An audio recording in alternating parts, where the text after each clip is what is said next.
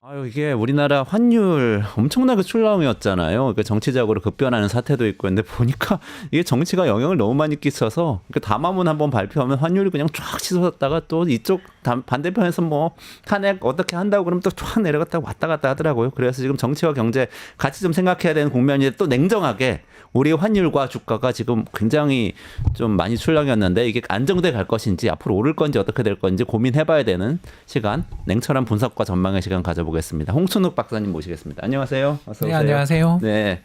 그러니까 지금 환율 주가가 굉장히 좀 출렁였죠, 그동안에. 많은 분들이 또 이게 생각은 못하고 있었는데 어떻게 보십니까? 우리나라는 채찍의 끝에 있다. 그래서 채찍의 손잡이가 이제 선진국 경기 또는 글로벌 뭐 동향 이런 거에 굉장히 영향을 많이 받죠. 그래서 미국의 산업 생산이 한 1% 늘면 우리나라 수출은 한 10% 늘고요. 네. 미국의 산업 생산이 한 1% 줄면 우리나라 수출은 한 10% 주는 아, 예, 그런 나라거든요. 아, 그럼 채찍의 손잡이를 미국이 갖고 미국이나 있고. 뭐 유럽이나 네. 일본이 쥐고 있고 우리는 채찍의 끝에 있죠. 아, 그 우리 옆에 중국이 붙어 있고 뭐 그렇습니다. 네, 네. 그러니까 그 수출 보면 네. 한국 수출, 중국 수출 변동성이 네. 어마어마하잖아요. 그렇죠. 네. 예, 그래서 이제 한국, 일본, 뭐 대만 요 정도까지가 채찍의 끝에 있는 이제 공업 네 나라라고 보시면 되겠고요. 네. 한중일에 대만까지.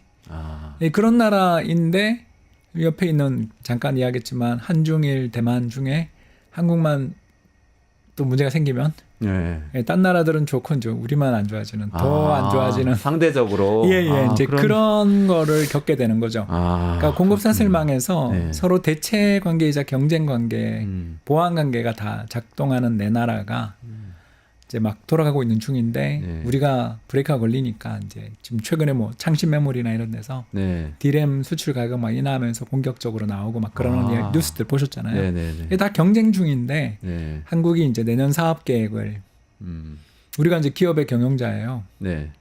내년 사업 계획 지금 전면 수정이 불가피할 텐데 그렇죠. 네. 어떻게 수정해야 될까요? 그냥 현금 끌어쥐고 그렇죠. 대응할 준비, 시나리오 경영 이렇게밖에 말 못하거든요. 그렇죠. 이건 뭘 의미하냐면 경제 전체에 있어서의 투자와 고용이 얼어붙는다.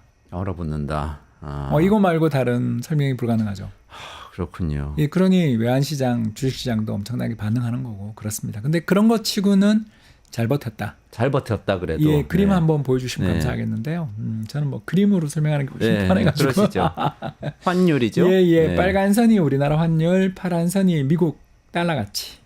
달러 가치라면 예, 그 교역 가중 달러 아, 가치라고 해서 네네. 이제 7개국 주요 통화에 대해서 다른 나라 가치하고 다 상대적으로 비교한 게 그렇죠. 미국 달러 그래서 가치고 이제 빨간 선은 우리나라 그렇죠, 것만. 그렇죠. 네네. 우리나라는 이제 미국에 대한 환율이고 네. 그 미국의 달러 가치 파란 선은 이제 전 세계 7개 통화에 대한 네, 캐나다 네, 네. 달러부터 뭐 스위스 프랑, 일본 엔 뭐 이런 것들입니다. 네, 네. 그래서 이제 저게 선진국 대비 달러의 가치와 우리나라 환율을 비교해 보시면 완전히 똑같이 움직이죠. 그러다가 이제 지난 한 달만 다르게 최근 한 달 사이에 네네. 미국 달러 가치가 급등했다가 11월 네. 초 트럼프 당선되고 급등했다가 11월 중순 말로 가면서 조금 떨어지고 있는데 네. 우리만 오르고 네. 그러니까 저게 그러네. 이번 충격이라고. 아, 그러네요. 한 20원 정도가 영향을 받았다. 그럼 전반적으로는 원화만 뭔가 계속 뭐 가치가 떨어지고 있었던 건 아니네요. 한 달 아니죠. 전까지만 전 세계 해도. 통화가 다 네.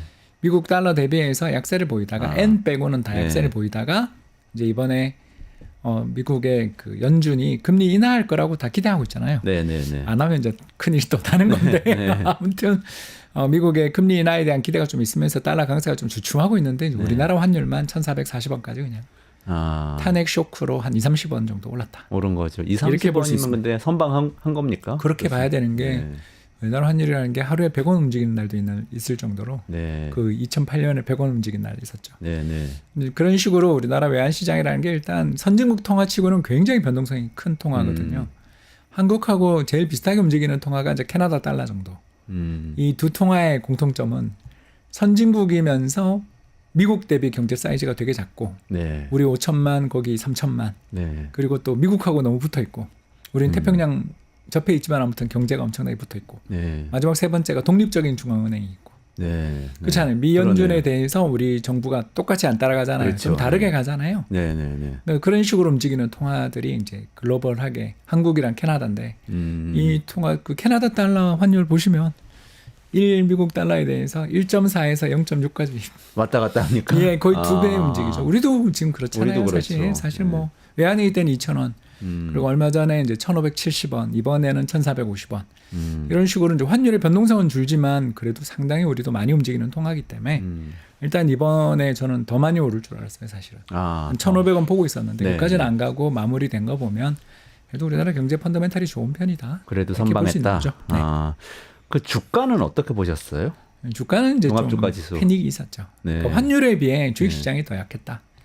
네, 그랬는데 이제 그 국민연금의 리밸런싱으로 지금 바닥은 만들어낸 분위기인데 이제 리밸런싱이라는 게 뭐냐면 우리 전체 국민연금이 이제 1,200조 정도 됩니다. 엄청 크죠. 네. 이 1,200조 중에 이제 9월 기준 이번 충격이 있기 전이었던 마지막 통계가 9월에 나온 통계가 국내 주식 13% 투자하고 있거든요. 네. 이제 13% 투자하고 있는데 이번에 환율 급등하고 미국 장으로 근데 우리만 빠졌으니까 네. 한 10% 정도 됐다고 그냥 러프하게 가정을 하면 네. 13%라는 원래 배분 비율을 맞춰야 되지 않겠습니까? 그냥 내버려두면 안 되죠. 그러니까 갖고 있던 게 가치가 떨어졌으니까 13%였던 게 10%로 쭉 줄어들면 그렇죠. 다시 더 사서 안 팔았는데도 채우는 그렇게 되면 좀 사야 되지 않겠습니까? 네, 그러니까 네. 꼭 13%가 못 맞추더라도 네네. 11, 12%로 맞춰놔야 되겠죠. 너무 괴리가 벌어지면 문제가 되니까. 이제 그걸 맞추는 걸 리밸런싱이라고 부르는 거고요. 그래서 이제 최근에 국민연금이 적극적으로 사고 있는 게 적극적은 아니죠. 그래도 조 단위 정도 사야 적극적인 거고 몇 천억씩 사는 게 이제 리밸런싱이 들어간 것으로 보여집니다. 그래서 만약 13%까지 맞춘다 그러면 36조를 사야 되거든요. 네. 근데 뭐 엄청난- 요새 3조밖에 안 샀으니까 요 한 달 사이에 3조밖에 안 샀으니까 사실 뭐 국민연금은 그냥 이제 면피 좀 사고 있는데 적극적 리밸런싱보다는 여유자금 가지고 좀 대응하는 정도로 사주고 있는데 그것만으로도 주식시장이 그래도 2,400 깨졌다가 좀 올라와 있는 상태니까 네. 2,500원 또 못 들고 있는 거 보면 네. 약하긴 약한데 그래도 금융시장이 좀 잘 버티고 있는 중이죠. 근데 그 과거에도 이런 경우 많이 있었을 거 아닙니까? 국민연금 펀드를 리밸런스 계속 해왔을 거 아닙니까? 근데 과거의 예를 보면 국민연금이 그렇게 해서 나중에 좀 성공적이 됩니까? 그럼요. 어떻습니까? 그 2008년이 그랬죠. 그래요. 예, 2008년 당시는 뭐 매월 10조 산 달도 있고 그랬어요. 예, 그렇게 해서 이제 2010년, 11년에 계속 팔았죠. 왜냐하면 이제 또 그때 주가가 그때 오르니까. 예, 그렇죠. 그때 890포인트 정말 옛날 일입니다만 종합주가지수 890포인트가 또 2200포인트 가니까 2배 넘게 오르잖아요. 네, 또 네. 국민연금은 리밸런싱을 열심히 했으니까 네. 그러니까 저가 매수를 했으니까 또 고가 매도도 잘하죠. 그럼 국민연금 따라가는 것도 좋은 전략입니까? 그럼요. 그래요? 예, 이게 굉장히 좋은 전략입니다. 근데 다만 근데 2021년 문재인 정부 때 네. 국민연금 리밸런싱 중지 명령 내렸던 것 때문에 이제 그 전략이 약간 브레이크는 걸려 있는데요. 혹시 기억 안 나세요? 2021년 4월에 어떤 내용이었죠? 좀 설명해 주시죠. 2021년 4월에 국민연금이 이제 또 그때는 국민연금 전체 보유 비중 목표가 15%인데 20%가 돼 있었어요. 네. 왜냐하면 주가가 주가 너무 올라서. 예. 네. 그래서 이제 열심히 파니까 갑자기 뭐 정체 모를 그 무슨 주식연대로 기억하는데 그래서 이제 국민연금이 주식 팔아서 주가 못 오른다. 시위를 벌인 거예요. 그래서 전주에서 네, 시위대를 네. 맞았죠. 이제 그때 근데 정부가 중립을 지켰어야 되는데 보건복지부 장관 시켜가지고 국민연금 리밸런싱 그 조건을 바꿨어요. 그래서 못 팔게. 그래요? 예, 그러고 주가가 그 뒤에 이제 2,100포인트까지 빠져서 거기서 이제 국민연금이 발생한 손실이 한 30조 정도 손실을 봤죠.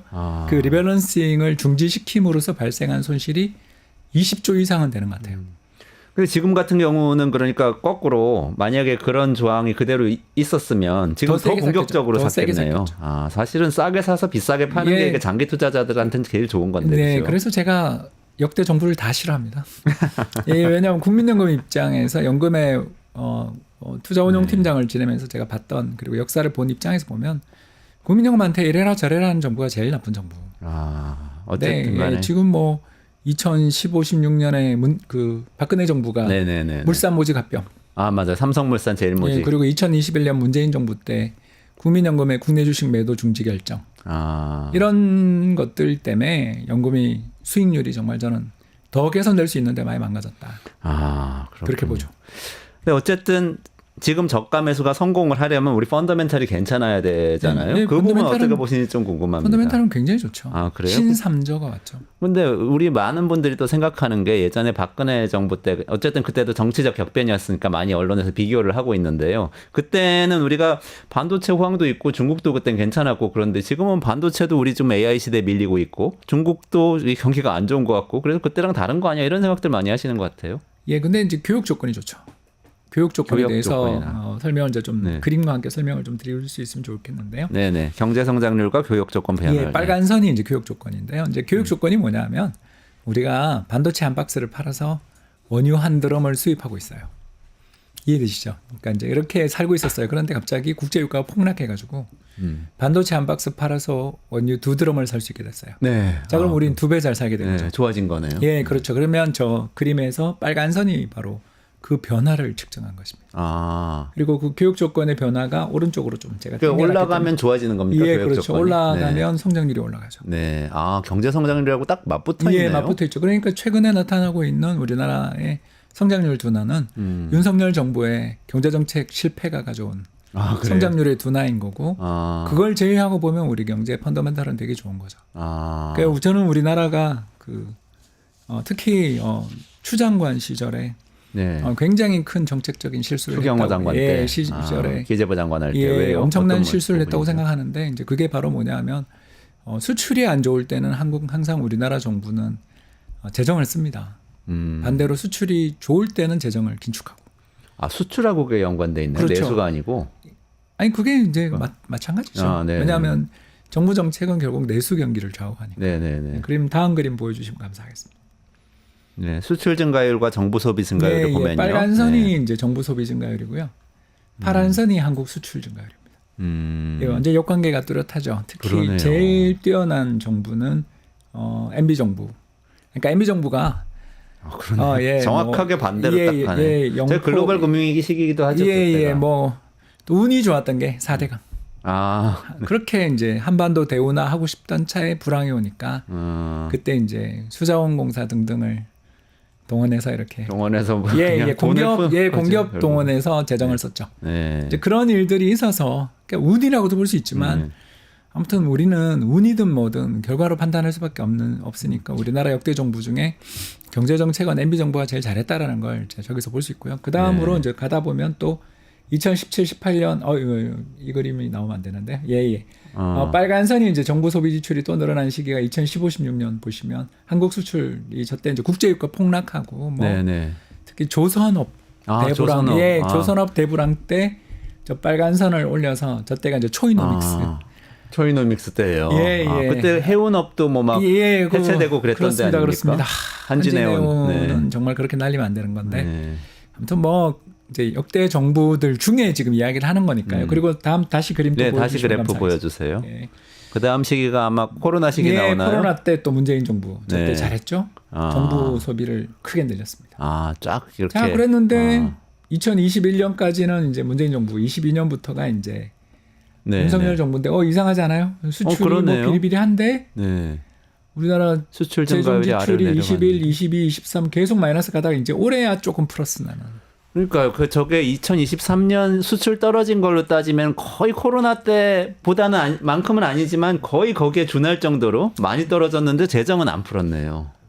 그때가 이제 안 추경호 장관이니까. 그래 딱 그때 문제가 생겼군요. 그럼 그 후과를 지금 보고 있다 이렇게 볼 수도 그렇죠. 있는 건가요? 그러니까 윤 정부가 이렇게 된 게 저는 죄송합니다만 2023년, 24년 그리고 25년 내년 예산안까지 3년 연속 예산안을 긴축적으로 그러니까 망가뜨린 거죠.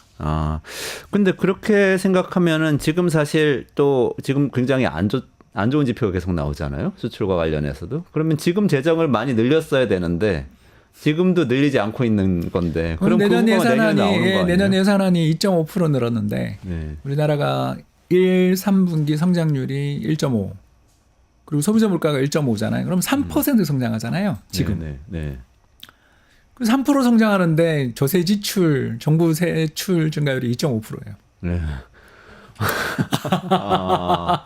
죄송합니다만 제가 이제 경제 분석가로서 특히 이런 현업과 관련되거나 연금에 있거나 뭐 또는 은행에서 딜링룸 일을 하면서 이렇게 일을 쭉 하다 보면 이게 정부가 이 일을 하는 게 도저히 이해가 안 될 때가 가끔씩 있거든요. 네. 그게 이번 22년에 만든 23년, 24년 뭐 이 예산안, 네. 내년 예산안까지 보면 죄송합니다만 관료들한테 넘어간 거 아닌가. 그러니까 윤 정부가 네.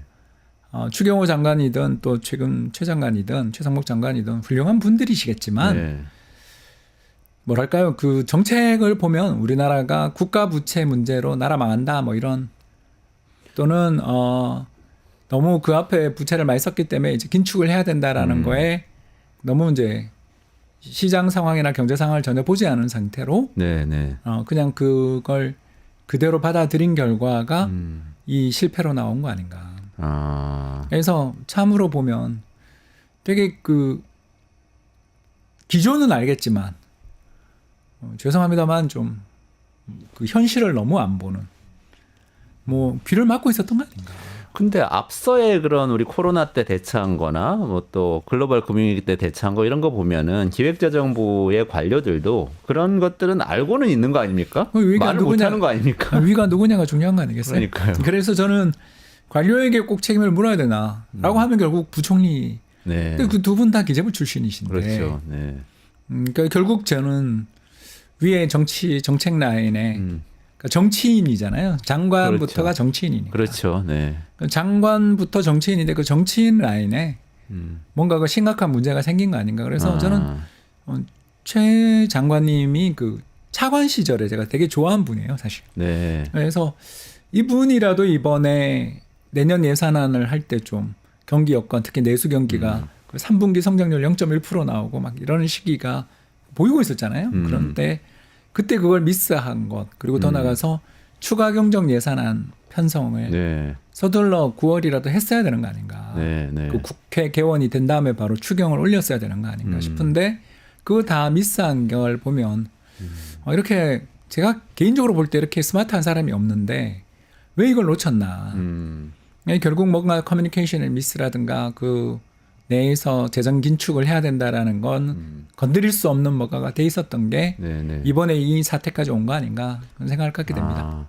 근데 우리 경제 체질 자체는 괜찮습니까? 이게 뭐 부분, 정부 세계에서 재정 정책 부분 빼고 나면 이게 세계 톱 레벨이죠. 우리보다 잘하는 나라가 10나라가 안 되는. 현재도 예, 그래요. 올해. 우리 다 삼성전자 걱정하고 있기는 한데 어떻습니까? 근데 하이닉스가 더 잘하니까. 하이닉스는 또 그러니까 올라탔죠. 꼭 한 회사만이 우리나라를 먹여 살린다라고 생각하시는 것 같아요. 그런 걸 볼 때마다 느끼는 게. 네네네. 그림 한번 좀 보여주시면 감사하겠는데 이거는 이코노미스트 기사를 제가 편집한 것입니다. 위에 좀 글자 크게 할 걸 죄송합니다. 그래서 근원 소비자 물가, 실업률, 경제 성장률, 주가 상승률 등 왼쪽부터 이렇게 네 가지. 그 네 가지 지표를 가지고 이제 각국의 경제 성적표를 매기는 거죠. 네. 그래서 총 37개 OECD 가입 국가를 대상으로 해서 네. 한국이 10등 정도, 사우스 코리아가 10등인데 저 10등 된 거 중에 이제 파란 선이 지나면 좋은 거거든요. 네네네. 근데 보시면 알겠지만 주가 빼고 다 좋아요. 그러네요. 다 파란색에 주가만 하얀색이고. 예, 그래서 이걸 보면 금방 알 수 있는 거죠. 그러니까 우리가 뭐 탄핵이든 밸류업 실패든 뭐든 좋겠습니다만 아무튼 주가만 좀 잘 버텼으면 우리가 작년이 2등이었거든요. 2등이었어요. 2023년은 2등이었고요. 네.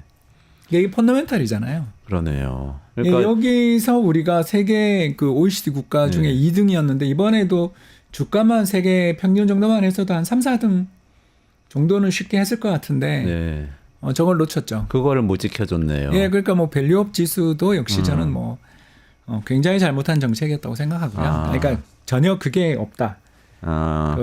저희들끼리 이제 표현을 이야기하자면 뭐가 없습니까? 메가리가 없다라고 하는데 내용이 없다, 내실이 없다. 예, 내실이 굉장히 없었죠. 잠깐 저기 그림 하나 더 보여주시면 감사하겠습니다. 다음 페이지 그림이 방금 이야기한 거에 대한 이거는 이제 기획재정부에서 나온 자료고요.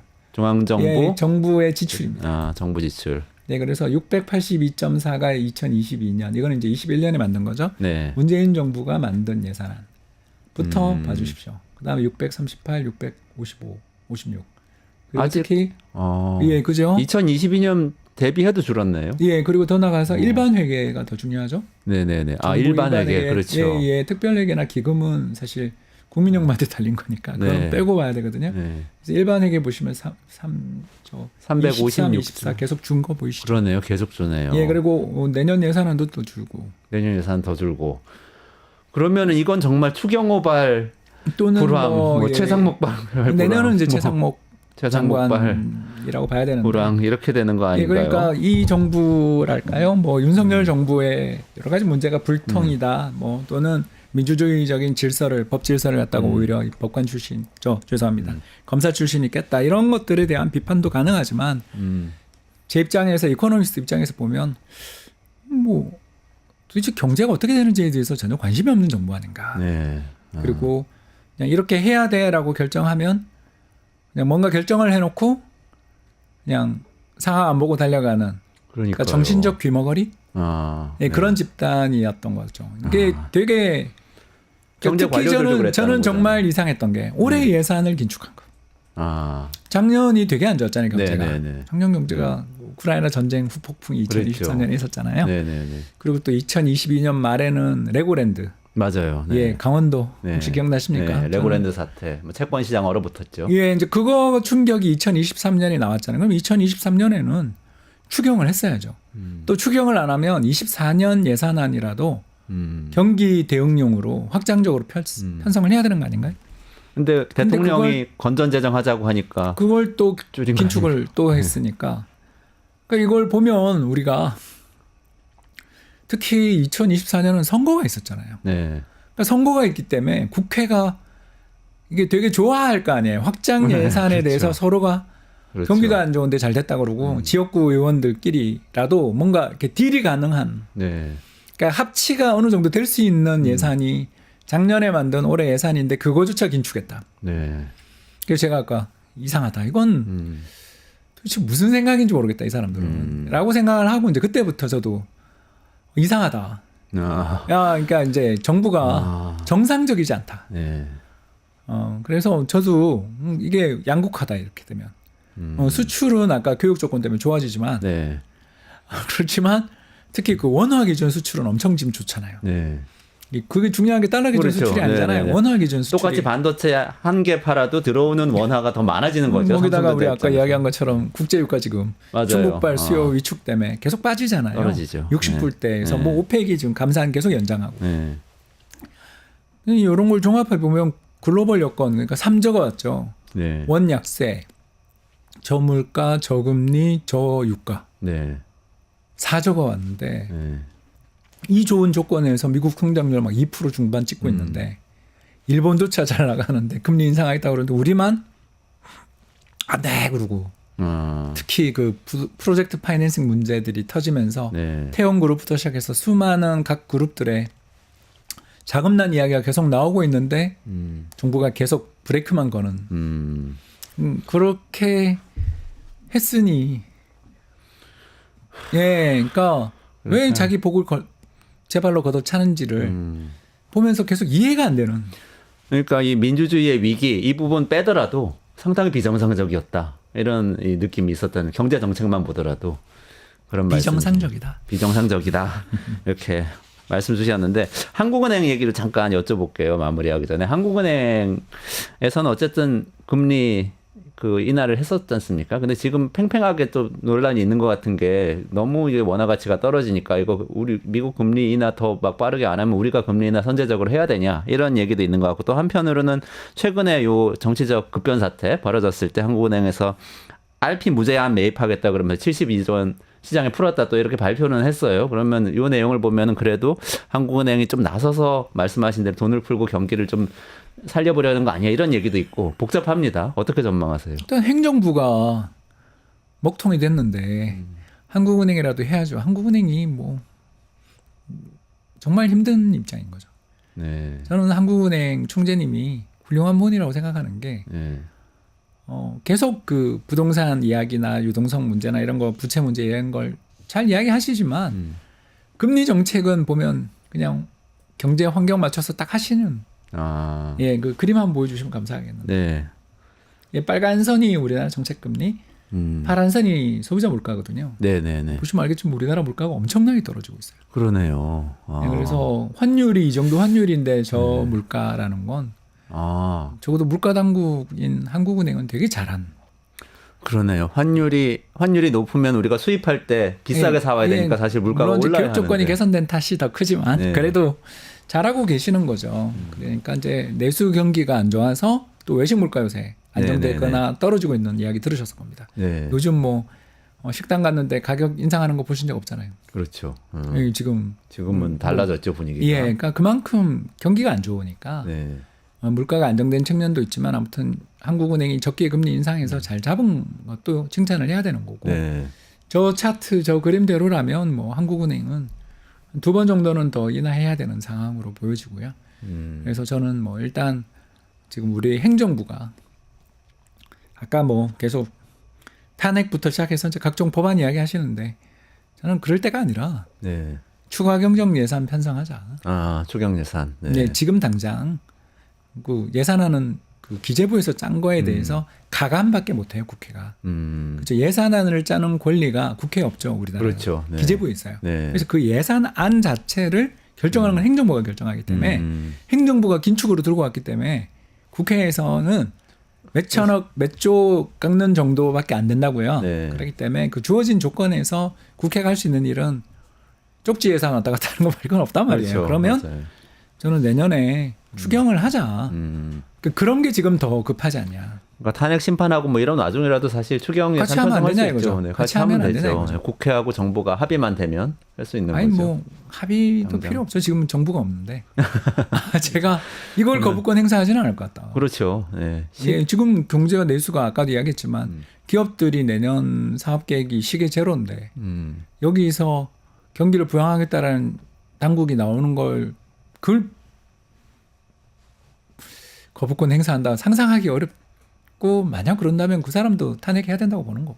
그렇죠. 네, 맞습니다. 그러면 지금 어쨌든 한은금통위에서 11월 달에 3%로 기준금리 인하한 거죠. 그리고 1월에 금통위 예, 또 열리죠, 있습니다. 이제. 예. 그럼 1월에 또 금리 인하할 걸로 전망하세요? 저는 해야 한다. 그러면 예컨대 뭐 2.75% 정도로 아니 뭐 2.5로 바로 가도 1.5를 할 되고요. 수도 있고, 네, 바로 어쨌든 금리 인하해서 경제 살려야 된다. 그리고 또 한편으로는 정부 국회 지금이라 논의 시작해서 추경 예산 추가로 예, 편성해서 내년 예산안이 제가 봤을 때 엉망이니까 네, 이거 빨리 예산안 보완해서 예, 증액해야 보완. 한다. 네. 그러면 좀 살아날 것 같다는 말씀이시죠? 펀더멘털 좋기 교육 조건이 때문에. 좋으니까 네. 이게 교육 조건이 좋아지고 한 1년 있다 성장률이 올라가니까 뭐 그런 측면에서는 지금 사실 신삼조가 왔는데 네.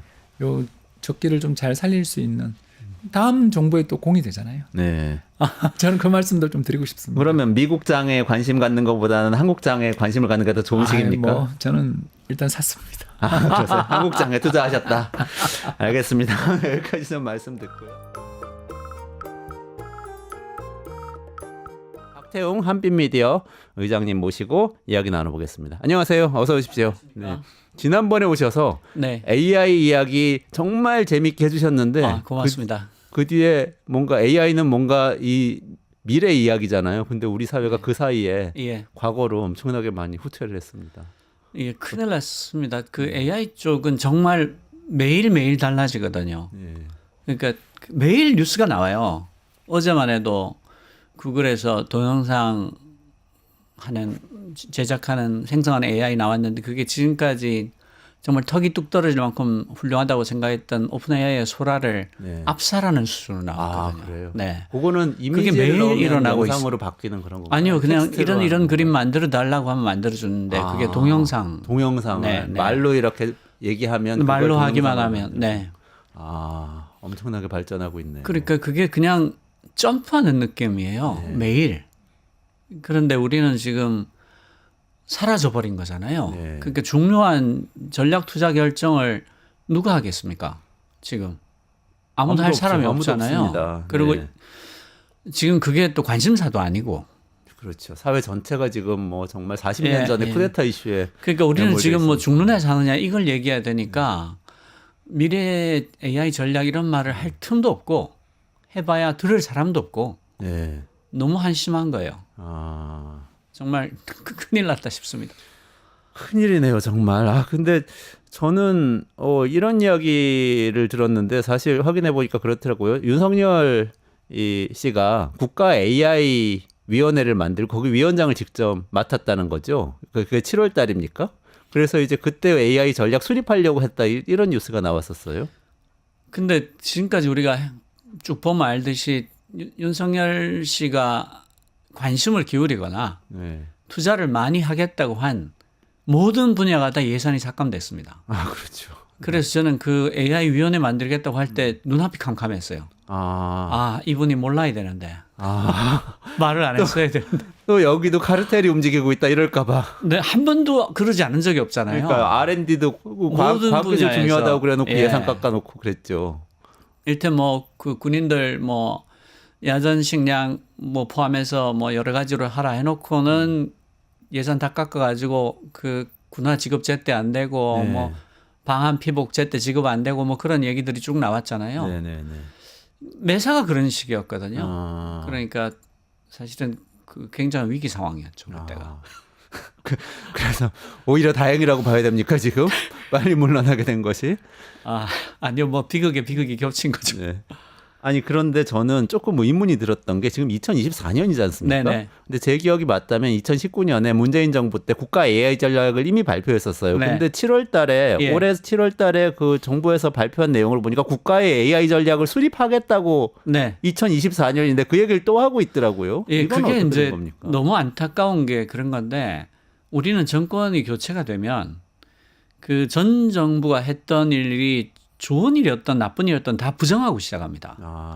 그러니까 이를테면 그때 이제 AI는 사실은 어마어마하게 많은 데이터를 필요로 하거든요. 그런데 한글 데이터가 알다시피 영어에 비해서 엄청나게 부족하지 않습니까? 예.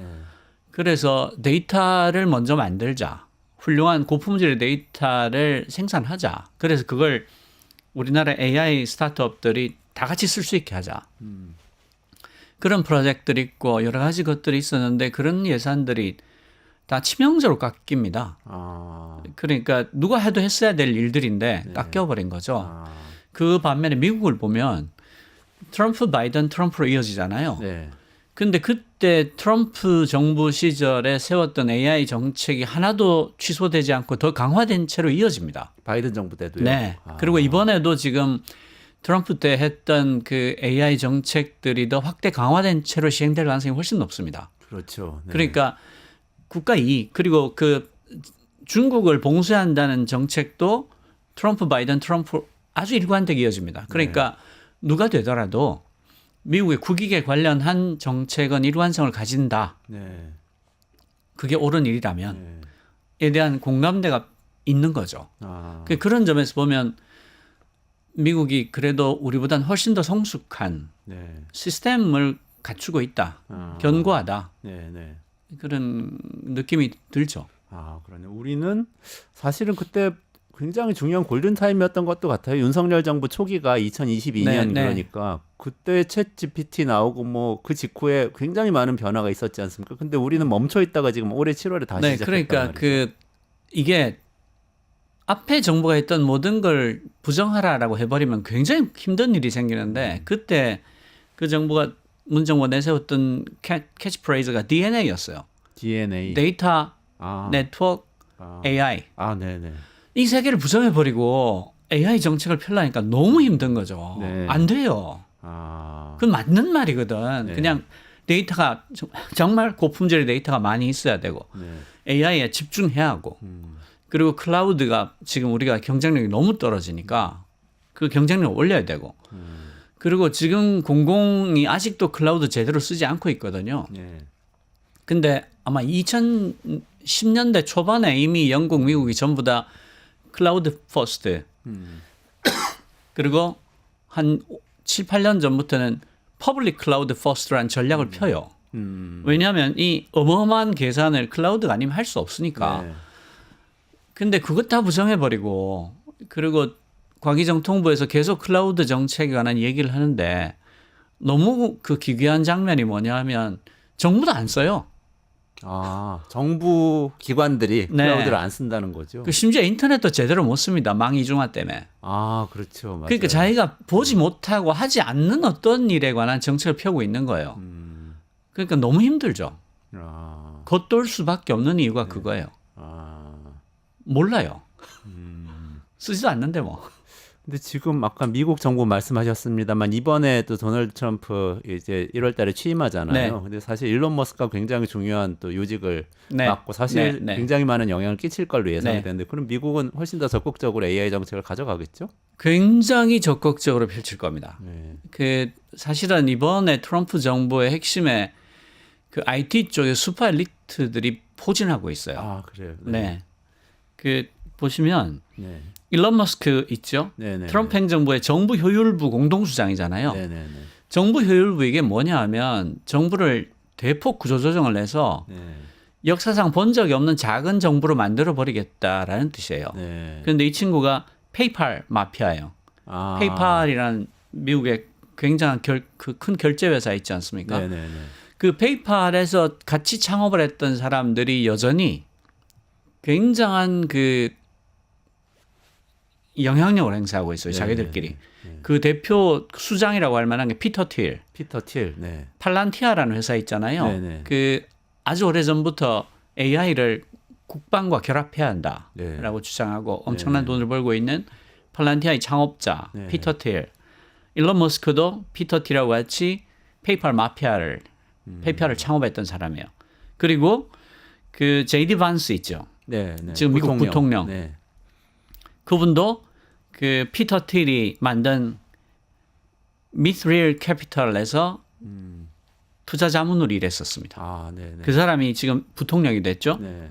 그리고 그 이번에 또 있습니다. 그 이번에 미국 그 트럼프 정부 이행팀에서 기술정책 총괄하는 사람이 마이클 크라치오스거든요. 네.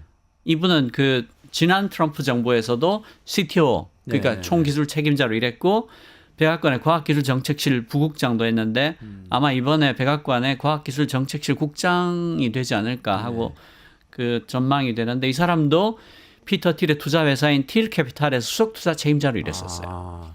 그러니까 사실은 그 피터 틸로 대표되는 페이팔 마피아가 트럼프 행정부의 기술 부문을 거의 잡았다. 그러네요. 이렇게 볼 네. 수 있습니다. 그런데 이쪽이 대단히 작은 정부와 네. IT 회사 네. 그리고 최소한의 규제, AI, 양자 컴퓨팅, 코인 이런 쪽을 굉장히 강조하는 그룹이에요. 아.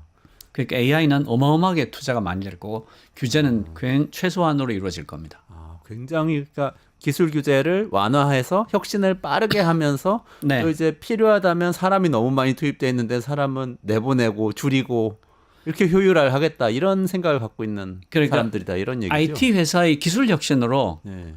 충분하다. 그러니까 정부는 작을수록 좋다. 아. 그런 입장이에요. 그러니까 정부 효율부라는 게 사실은 그런 철학을 구현하기 위해서 만들어진 부서이기 때문에 네. 엄청난 종류의 그 축소가 네. 이루어질 수밖에 없다. 아.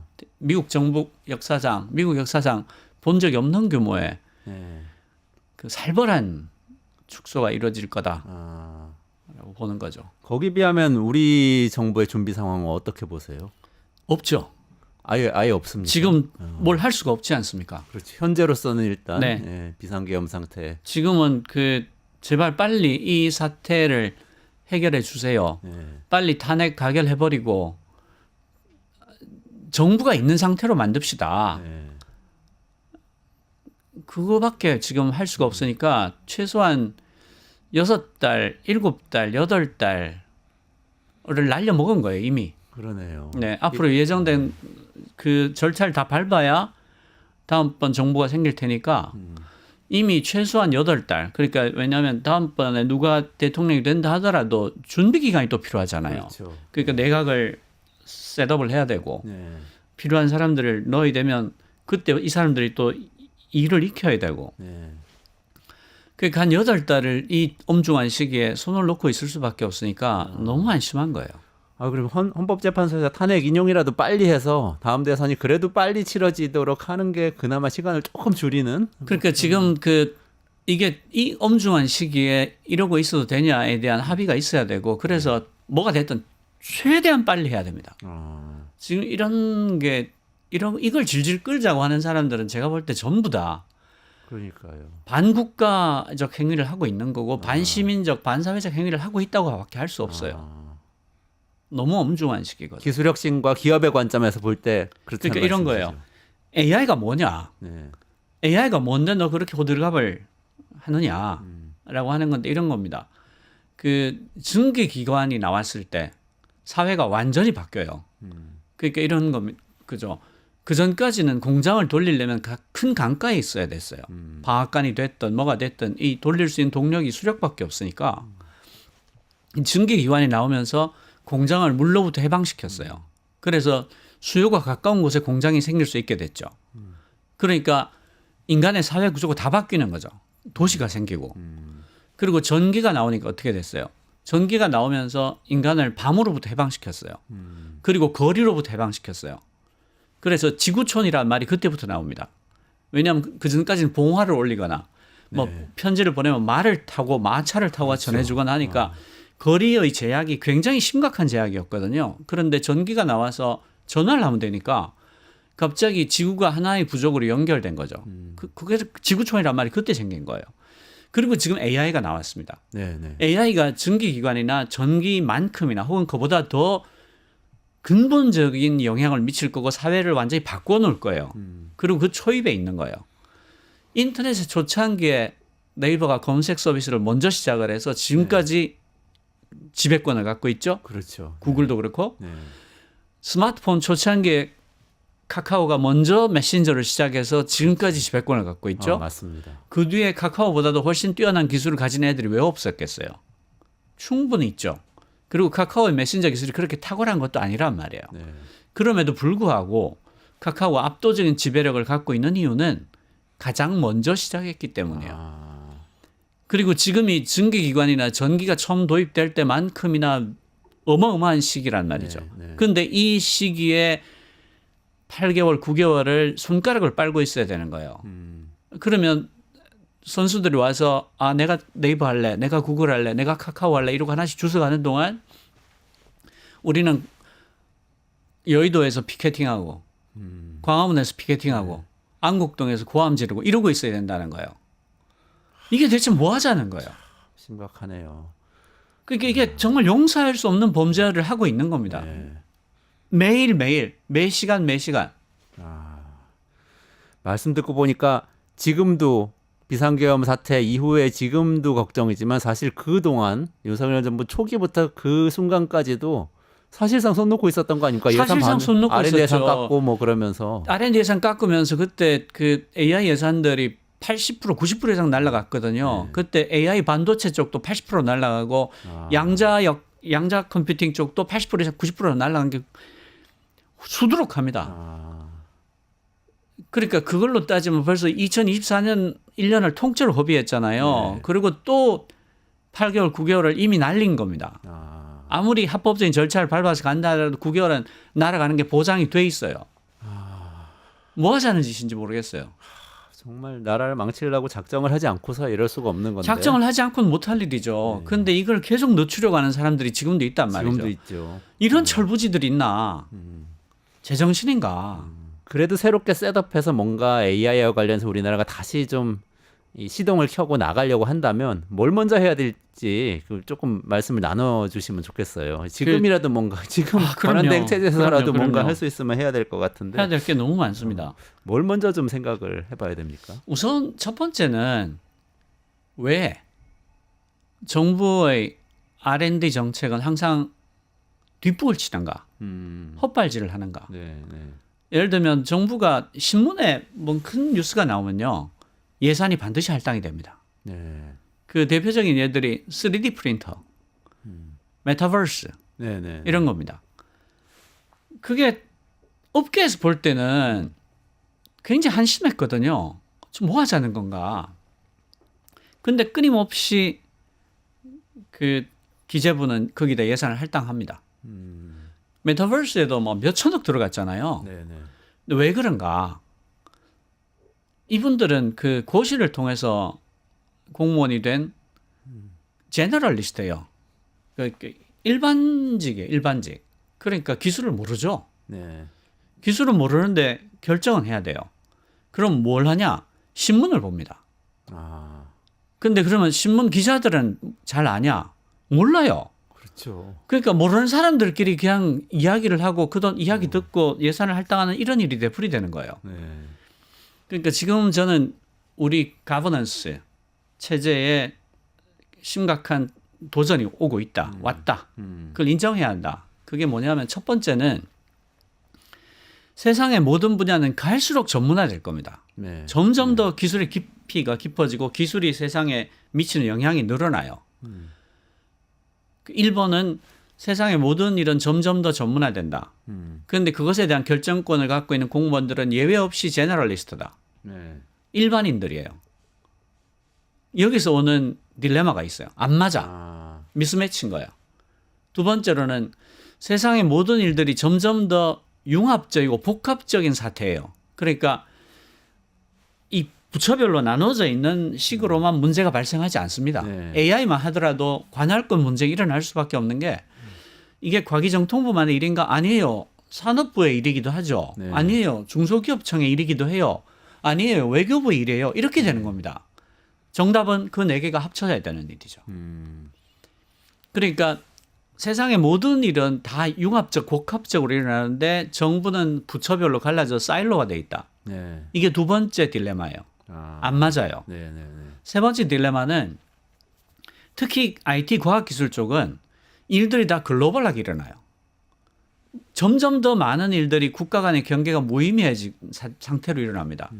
그런데 규제는 항상 로컬에서 나라별로 할 수밖에 없어요. 그렇죠. 네. 그러니까 실제로는 규제를 못 하는 겁니다. 지금 페이스북에서 일어나는 온갖 일들을 한국 정부가 규제하는 게 뭐가 있어요? 못 하고 있죠. 못 하고 네. 있죠. 구글 검색 결과에서 어떤 나쁜 일이 난다고 해서 규제할 수 있습니까? 못 해요. 그렇죠. 유튜브도 마찬가지고. 유튜브도 마찬가지고 네. AI도 마찬가지죠. 네. AI의 그 검색 결과에 할루시네이션이 나오는데 거기서 어떤 심각한 영향이 일어났다. 할 때 한국 정부가 뭘 할 수 있어요? 못 한단 말이에요. 네. 그러니까 우리 가버넌스에서 심각한 괴리가 이미 발생했다는 걸 이해해야 됩니다. 그러니까 첫 번째부터 풀자면 공무원들 일반직 고시로만 선발해서는 이 문제는 해결할 수 없다. 네. 그러니까 고시로 독점하고 있는 정부의 정책을 독점하고 있는 이 체제는 시대착오적이다. 안 맞다. 당신들은 못한다. 그래서 공무원의 철밥통 체제는 깨져야 한다. 네. 예를 들면 뉴욕시가 전 세계 스마트 시티 몇 년 전 얘기입니다. 스마트 시티 뭐 이렇게 하면 맨날 1등 했어요. 좀 이상하지 않아요? 한국이 뭐 스마트 시티 제일 잘할 것 같잖아요. 맞아요. 제일 우리가 뭐 지하철 이렇게 네. 카드를 찍는 것 제일 그런 것 먼저 했고 같은데 여러 가지 스마트 시티 있는데. 정책을 놓고 보면 뉴욕시가 1등을 하는데 그 뉴욕시는 항상 위원회를 만드는데 시민 전문가들하고 같이 그 위원회의 1번 원칙이 뭐냐면 최종 결정은 전문가만 할 수 있다요. 아, 그게 공무원이 하는 1원칙이에요. 게 아니고. 네. 왜냐하면 공무원은 모르죠. 모르니까 할 수 없는 거예요. 그리고 그 미국의 그 과학 쪽에 자금 집행은 어떻게 결정되나? 그 스노우매스라는 그 정책 결정 과정을 저는 정말 놀랍다 하고 보고 있는데요. 고에너지 물리학회의 관행이에요. 스노우매스라는 그 작은 도시가 있어요. 거기 모여가지고 우리 분야에서 가장 중요하게 답해야 될 질문들은 무엇인가 하고 질문들을 쭉 리스트업을 해요. 지금 인류가 고에너지 물리학 분야에서 답해야 할 가장 중요한 질문은 무엇인가 이렇게 쭉 리스트업을 합니다. 그걸 가지고 컨퍼런스를 하고 토론을 하고 그 결과를 백서로 만들고 시민들한테 알리고 정리를 합니다. 그렇게 하면 그 어쨌든 과학기술 분야의 예산 책정은 정부가 해야 될 거 아니에요. 정부의 예산 책정의 우선순위는 철저하게 이 순위에 따라서 집행이 됩니다. 그러니까 여기 얼마를 넣고 하는 것은 정부가 결정하지만 네네. 우선순위는 학자들이 정리한 걸 따라가 주는 거예요. 전문가들이 결정을 하는 구조네요. 그것도. 사실은 우선순위를 전문가들이 결정하게 하고 이 예산의 규모를 정부가 결정하는 거죠. 네네.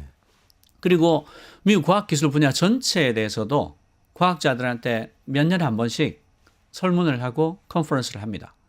그렇게 해서 당대의 인류가 답해야 될 가장 중요한 질문은 무엇인가를 물어요. 중요한 건 질문을 묻는다는 겁니다. 질문을 묻는다. 네.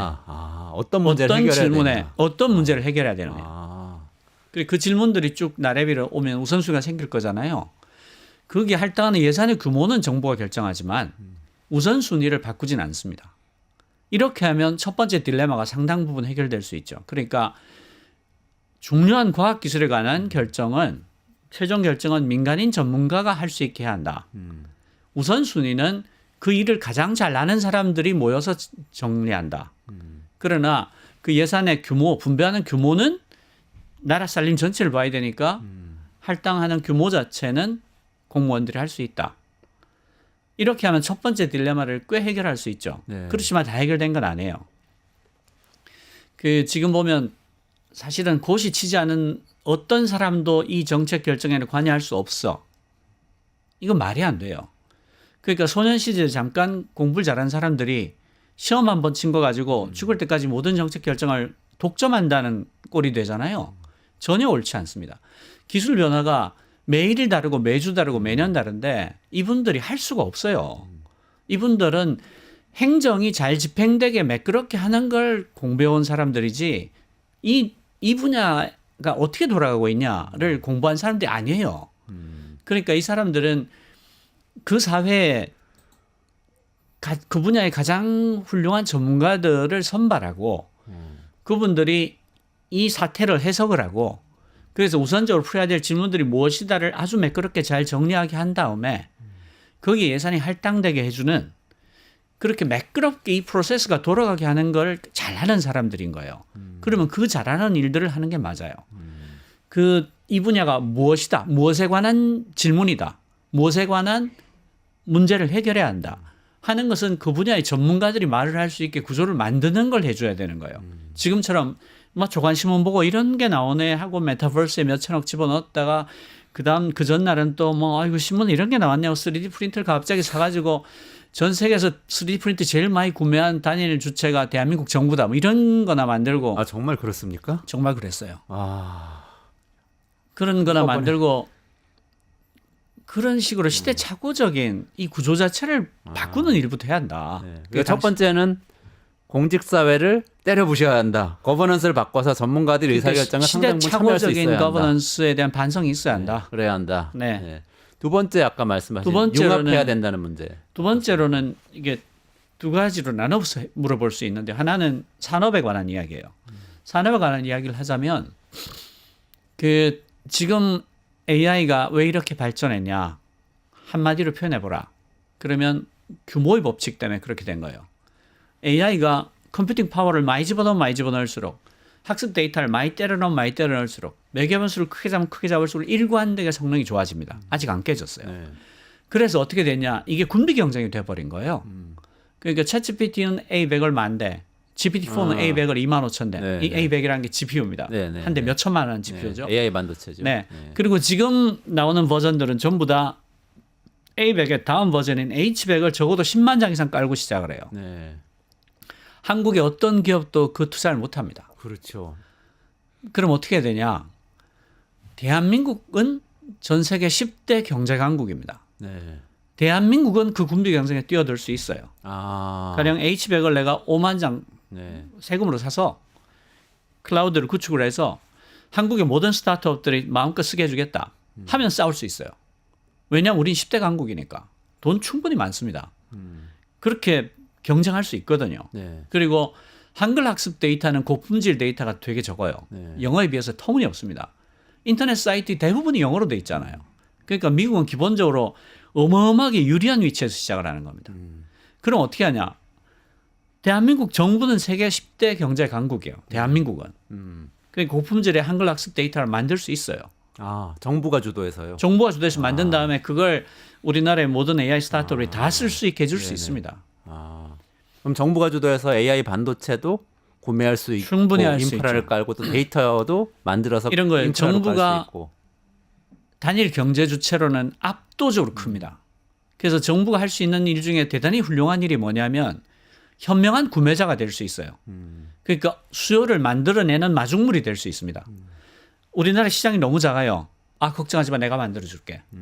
AI 반도체를 만들면 내가 우선 구매해 주겠다. 그러면 이게 너무 좋은 게요. 그 레퍼런스가 될 수 있어요. 야, 너 반도체 그거 정말 작동 잘해?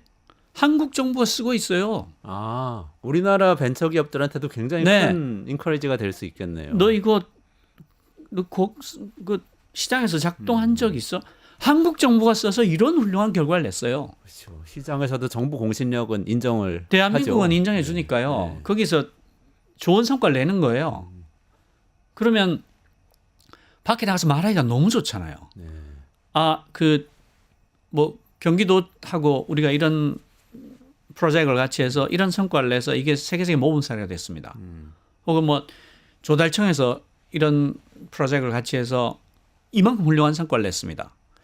제주도랑 같이 이런 걸 해서 이런 성과를 냈습니다. 한국 기재부가 쓰고 있어요. 말할 필요가 없지 않습니까? 그냥 이렇게 딱지 하나 딱 달고 시작하는 잘 그렇죠. 작동함. 네, 네. 그런 걸 해줄 수 있죠. 아, 네.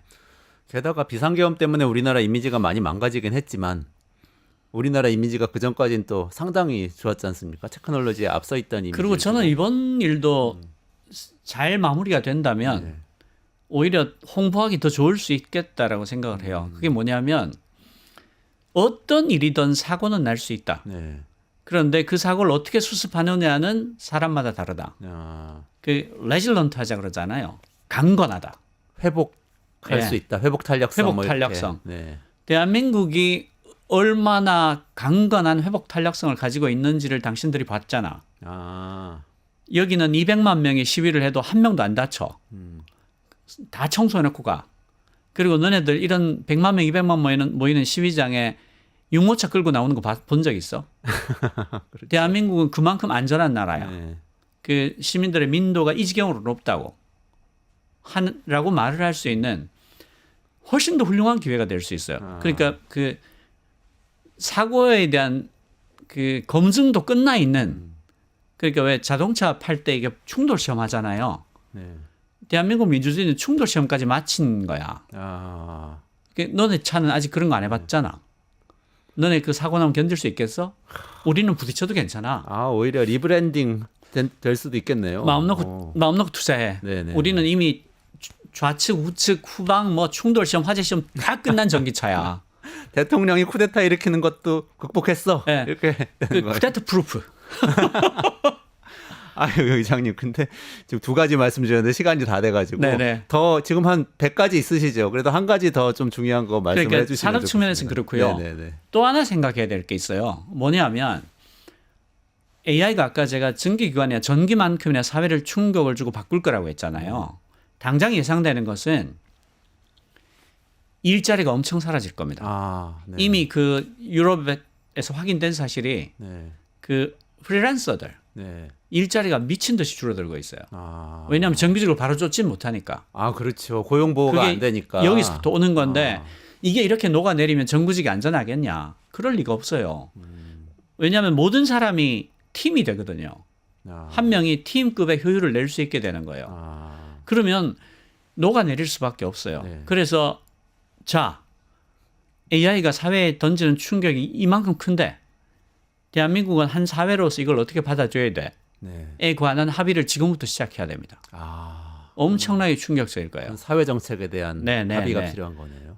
그리고 외교 쪽에서도 이게 증기기관이나 전기과 같으면 아주 산업의 초창기에서 표준에 둘러놓고 엄청난 경쟁이 벌어져요. 네. 미국, 영국이 엄청나게 앞서가고 있죠. 네. 여기에 끼어들어서 AI에 관한 표준을 설립하고 안전에 관한 표준을 정립할 때 우리가 명확히 한 자리를 차지해야 됩니다. 아, 표준에 네, 글로벌 네. 표준 만들 때 거기에 글로벌 우리가 표준 만들 끼어들어야 때 한다. 그 아. 이를테면 금융권이 바젤 협약 가지고 돈을 몇 조씩 쓰고 있잖아요. 네. 그리고 ISO 표준 맞추느라고 몇 천억씩 쓰잖아요. 그렇죠. 기업들이. 네. 그게 똑같은 일이 AI에서 일어나고 있거든요. 네. 그러니까 이거는 굉장한 외교적 일이기도 한 거예요. 그러네요. 이거를 과기정통부 일로만 본다거나 뭐 산업부 일로만 보고 그 둘이 싸우고 있으면 세계 표준을 단란을 먹는 거예요. 그러네요. 이건 외교적인 일이기도 해요. 아. 그리고 그러니까 사회 전체적으로 다 바뀐다. 거기다가 또 문제가 있습니다. 우리는 지금 후발 추격국으로 여기까지 왔잖아요. 네네. 제조업에선 그랬죠. 예. 네. 그러니까 한국은 제조 강국인데 양산 기술 강국이에요. 원천 기술이 턱없이 모자랍니다. 네네네. 그러니까 양산 기술 강국에서 원천 기술 강국으로 갈 때까지 이 캐즘을 넘을 시간이 필요해요. 아, 그렇군요. 그래서 그리고 그 우리 제조 강국을 뒷받침해 주는 게 아주 중소기업들이잖아요. 그렇죠. 대기업들은 그 일자리에 대한 기여율이 형편없이 낮아요. 네. 전 세계에서 일자리 기여율이 가장 낮은 게 우리나라 대기업입니다. 네. 그러니까 이 중소기업들을 어떻게든 받쳐줘야 되는데 거기 젊은 노동자가 40대 후반입니다. 네. 그리고 그 밑에는 전부 다 외국인 노동자들이란 말이죠. 아이고, 요즘 그렇죠. 맞아요. 이쪽을 스마트 공장화 할 수 있는 방안을 찾아줘야 되고 대기업들이 이익을 그게 수탈해 가지 못하도록 공정거래 룰을 완전히 확립해 줘야 됩니다. 그러면 자동화에 투자할 수 있게 만들어줘야 된다는 거네요. 그렇죠. AI 중소기업들이. 플러스 할 수 있거든요. 네. AI 플러스에서 스마트화를 압도적으로 당길 수 있습니다. 그것도 정부가 할 수 있는 일이에요. 정부가 할 수 있는 네. 일이군요. 세계 10대 강국이잖아요. 돈이 많아요. 네.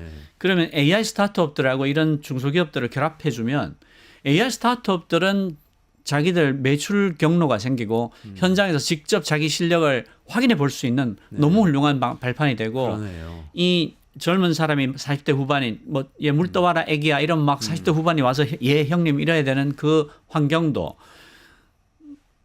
뒤집을 수 있고 이 양산 기술만 있고 원천 기술이 모자란 이 시기를 현명하게 넘어갈 수가 있는 거예요. 아. 그러니까 산업 체제 개편이 불가피한데 네.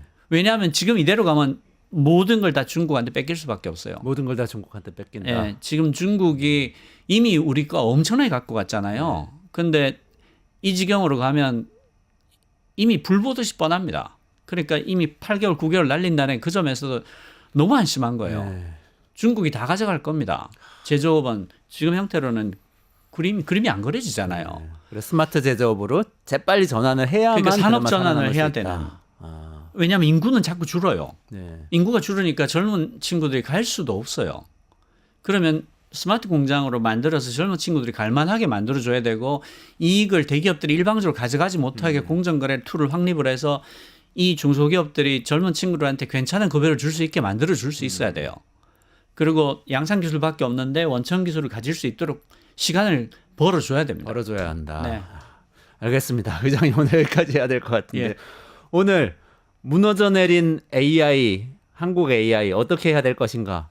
굉장히 중요한 말씀 주셨어요. 먼저 정부부터 개혁해야 된다. 전문가 중심으로. 그다음에 산업에 필요한 인프라를 정부가 나서서 돈을 투자해서 만들어줘야 네, 한다. 네. 스마트 공장, AI 반도체, 데이터 다 그렇다. 네. 그리고 세 번째로 사회정책. 우리 일자리 없어지면 우리 소득은 어떻게 보장해주고 그렇죠. 실업자를 젊은 어떻게 할 친구들 거냐. 일자리가 사라져요. 그렇죠. 네. 그 얘기 세 가지 말씀 주셨는데 이거 아니 지금 권한대행 체제에서라도 빨리 받아서 뭔가 좀 논의를 했으면 좋겠어요. 아니면 뭐 민주당 같은 야당에서라도 국회에서라도 뭘 논의를 해야죠. 해서 빨리 해야 될 것 예. 같습니다. 네. 박태웅 한빛미디어 의장님 모시고요. 이 지금 이 비상한 시국에 그래도 미래를 어떻게 준비해야 되는지 좀 알아봤습니다. 강정수 박사님 모셔서요. AI가 내년에는 어떻게 되는 건지 거품 터지는 건지 아니면 계속 잘 나가는 건지 여쭤보겠습니다. 안녕하세요. 어서 오세요. 안녕하세요. 네. 반갑습니다. 네. 그 AI계의 원조라고 할 수 있는 일리아 실축해버라는 사람 있잖아요. 그 사람 그 컨퍼런스에서 발표한 거를 제가 봤는데 거기 보니까 AI가 그동안 데이터를 먹고 살았는데 이게 화석 연료처럼 다 쓰면 없어지는 거다. 그래서 거의 뭐 앞으로는 발전을 안 할 것 같은 인상을 주는 얘기를 했더라고요. 그게 맞아요? 발전을 안 한다기보다는 다른 방법을 찾아야 된다. 그러니까 이제 흔히 말해서 연료죠. 일종의 데이터가 연료고 컴퓨팅 파워 성능은 계속해서 좋아지고 있고 모델도 좋아지고 있고 AI 인재들도 많고 그래서 여기에 대한 또 대규모 투자도 이루어지고 있고 이제 데이터 모든 것이 다 갖춰졌다고 생각하는데 벌써 데이터가 흔히 말해서 바닥을 보이고 있다 또는 픽 정점에 도달했다 이런 식으로 나오는데 그래서 요즘 미국 학계나 미국의 구글이라든지 오픈AI가 다양한 방법을 쓰고 있어요. 예를 들자면 A라는 AI가 B라는 AI하고 인터뷰를 막 보면서 서로 생각을 하게 하면서 학습의 모델을 방법을 바꾼다든지부터 시작해서 AI끼리 얘기하면서 학습을 하는 거예요. 그래서 이런 모델도 지금 뭐 스탠포드에서 나오기도 하고, 그러니까 이런 모델이 정확하게 답이라는 건 아니지만 인류가 그렇잖아요. 그러니까 석유가 더 이상 없다라고 얘기를 했지만 기술을 이용해서 석유의 채굴 방법들을 경제성들을 만들어냈던 것처럼 데이터가 슈츠케버, 일리아 슈츠케버는 여러분 2015년에 오픈 AI를 공동 창립했던, 그리고 일론 머스크가 저 슈츠케버가 있어야 오픈 AI가 발전할 수 있다고 할 정도로 최고의 인재로 꼽히고 있는 또 노벨상을 받았던 제프리 힌턴의 수제자라고 얘기를 하는 대단히 중요한, 그리고 흔히 말하는 효과적 가속화주의가 아니라 효과적 이타주의의 효과적 이타주의의 대표적인 주자죠. 그래서 AI 기술이 모든 걸 해결할 수 있지만 위험성도 있으니 조심해서 해야 된다. 그래서 본인이 만든 지금 회사 이름도 세이프 슈퍼 인텔리전스라고 하는 안전한 슈퍼 인텔리전스. 이러한 회사 이름도 좀 이렇게 세이프라는 단어가 들어가 있지만 슈퍼 인텔리전스는 추구할 수 있는 이런 사람이라고 볼 수가 있고요. 이런 사람. 슈츠케버는 슈퍼 인텔리전스는 믿는 사람인가요? 그렇죠. 그러니까 초인류 같은 AI가 올 거라는 거죠. 올 거라는 건 믿지만 인간을 거기에 압도하는 AI. 위험성이 있으니 세이프하게 안전하게 조금 천천히 가자라는 거죠. 그래서 요즘 많이 이제 오픈 AI라든지 구글이 사용하는 것이 여러분 합성 데이터라는 겁니다. 합성 데이터라는 건 쉽게 얘기해서 인공지능이 제작한 데이터예요. 그러니까 인공지능이 자기가 만든 데이터를 다시 학습하는 이러한 것들을 지금 우려하는 목소리가 있습니다. 왜냐하면 그러니까 말하자면 지금까지는 예를 들면 기자들이 기사를 써서 신문 인터넷 신문에 올리면 그걸 인공지능이 학습했다면 지금 인공지능이 그냥 스스로 기사를 써가지고 그걸 자기가 다시 학습하는. 네네, 이런 것이 거예요. 이제 과거에 이제 은유를 드는 것이 합스부르크 왕가의 저주라는 것들이 여러분 있거든요. 그 오스트리아 합스부르크 왕가들이 우리가 정말 우월한 인종이라고 DNA를 가지고 있는 인종이라 생각하면서 왕가의 가문끼리만 결혼을 허락했죠. 근친 결혼. 그렇죠. 근친 결혼만을 결혼했더니 이것이 세 세대가 지나니까 기형아가 태어나더라는 거죠.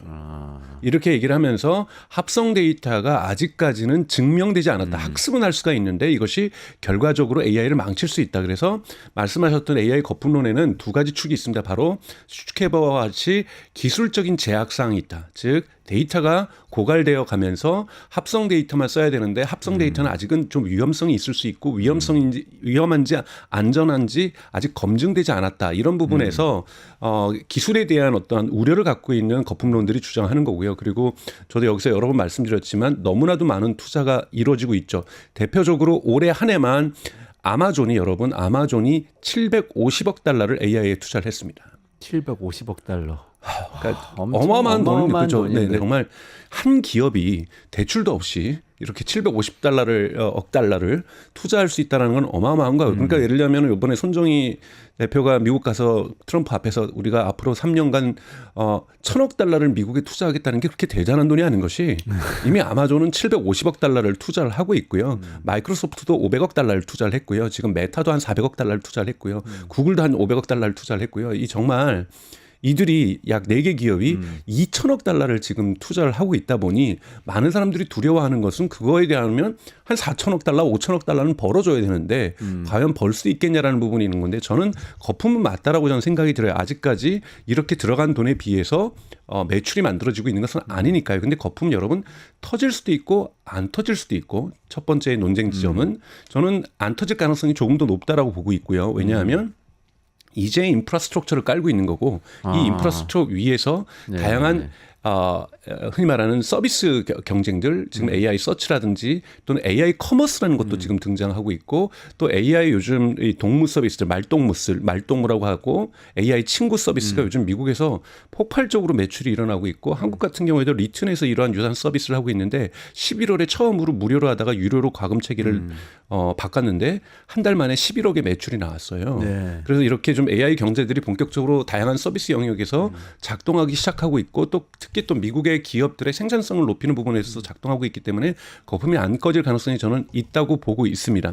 하지만 터지더라도 좀 문제가 되지 않는 것은 닷컴 버블에서 터졌다고 할지라도 인터넷 서비스가 결국 망한 건 아니잖아요. 그렇죠. 조종기를 거치면서 더욱더 강력한 인프라스트럭처 위에서 강력하게 꽃을 피웠던 것을 우리가 기억한다라면 역사적으로 지금 AI 버블을 우리가 두려워할 부분은 없다. 다만 지금 AI 버블에 대해서는 이제 많은 투자자분들께서 미국 주식 투자자라든지 한국 주식 투자자들 분께서 일시적인 큰 조정이 하락이 오지 않을까 걱정하고 있는 거고 여기에 대해서는 저는 타당한 걱정이라고 말씀을 드리고 싶어요. 그러나 전체적으로 우리가 물론 경제가 성장한다고 해서 주가가 올라간다는 항상의 보장은 없고 상관관계는 여러분 없습니다. 경제가 하락한다고 해서 주가가 하락한다는 상관관계는 없지만 여러분들이 걱정하고 근심하고 있는 건 알지만 더욱더 지금 사실은 걱정하고 근심해야 되는 것은 한국 경제에서는 이러한 AI 거품조차도 거품에 물방울도 저는 못 봤어요, 법을. 그러니까 이 물방울도 거품도 생기지 않고 있는 것이 오히려 우리가 경쟁해야 되는 거고 계속해서 이런 기술 격차가 심화되고 있는 부분들을 우리가 좀 걱정해야 된다. 즉 미국과 중국 중심으로 저희가 한번 말씀드렸지만 미국과 중심으로 AI에 대한 패권 경쟁이 이루어지고 있고 여기에서 우리는 사실은 주변부로 물러나 있는 부분에 대해서 훨씬 더 걱정해야 되고 이 부분에서 한국 경제에 대한 방향점들이 지금 특히 정치적으로 어려운 상황에 있다 보니까 이 부분을 실기하고 있다라는 것이 저는 가장 가슴이 아픈 부분이라고 저는 생각이 듭니다. 정말 안타까운 얘기네요.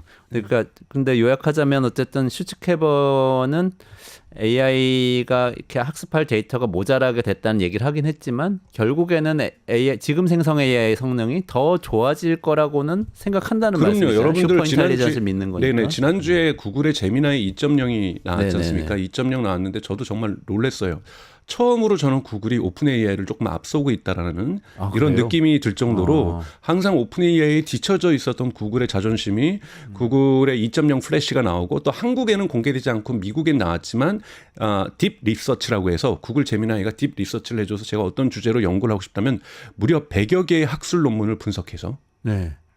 그 100여 개의 학술 논문 속에서 그 문제점들과 찾아내서 이렇게 되면 석사 논문 이런 건 이제는 끝나는 시대 아닌가. 이거 그래서 여러분 그걸 쓰시려면 VPN을 쓰셔가지고 미국 무료입니다 아직까지. 그래서 미국 IP로 들어가면 미국 돼요. IP로 들어가서 이 구글 제미나이가 제공하는 딥 리서치를 써보면은 최대 100개의 학술적 논문을 분석해서 제가 알고자 하는 주제를 찾아줍니다. 그리고 유사한 서비스를 여러분 구글 검색할 때 스톰 폭풍이랄 때 스톰 스탠포드 AI라고 검색을 하시면 스탠포드에서 만든 이 학술 논문만을 전문적으로 분석해서 여기에 대한 정답을 찾아내는 제가 연구하고자 하는 주제에 대한 어느 정도의 답을 찾아주는 이러한 서비스들이 지금 나오기 시작하고 있고요. 뭐 멀티모달은 마찬가지죠.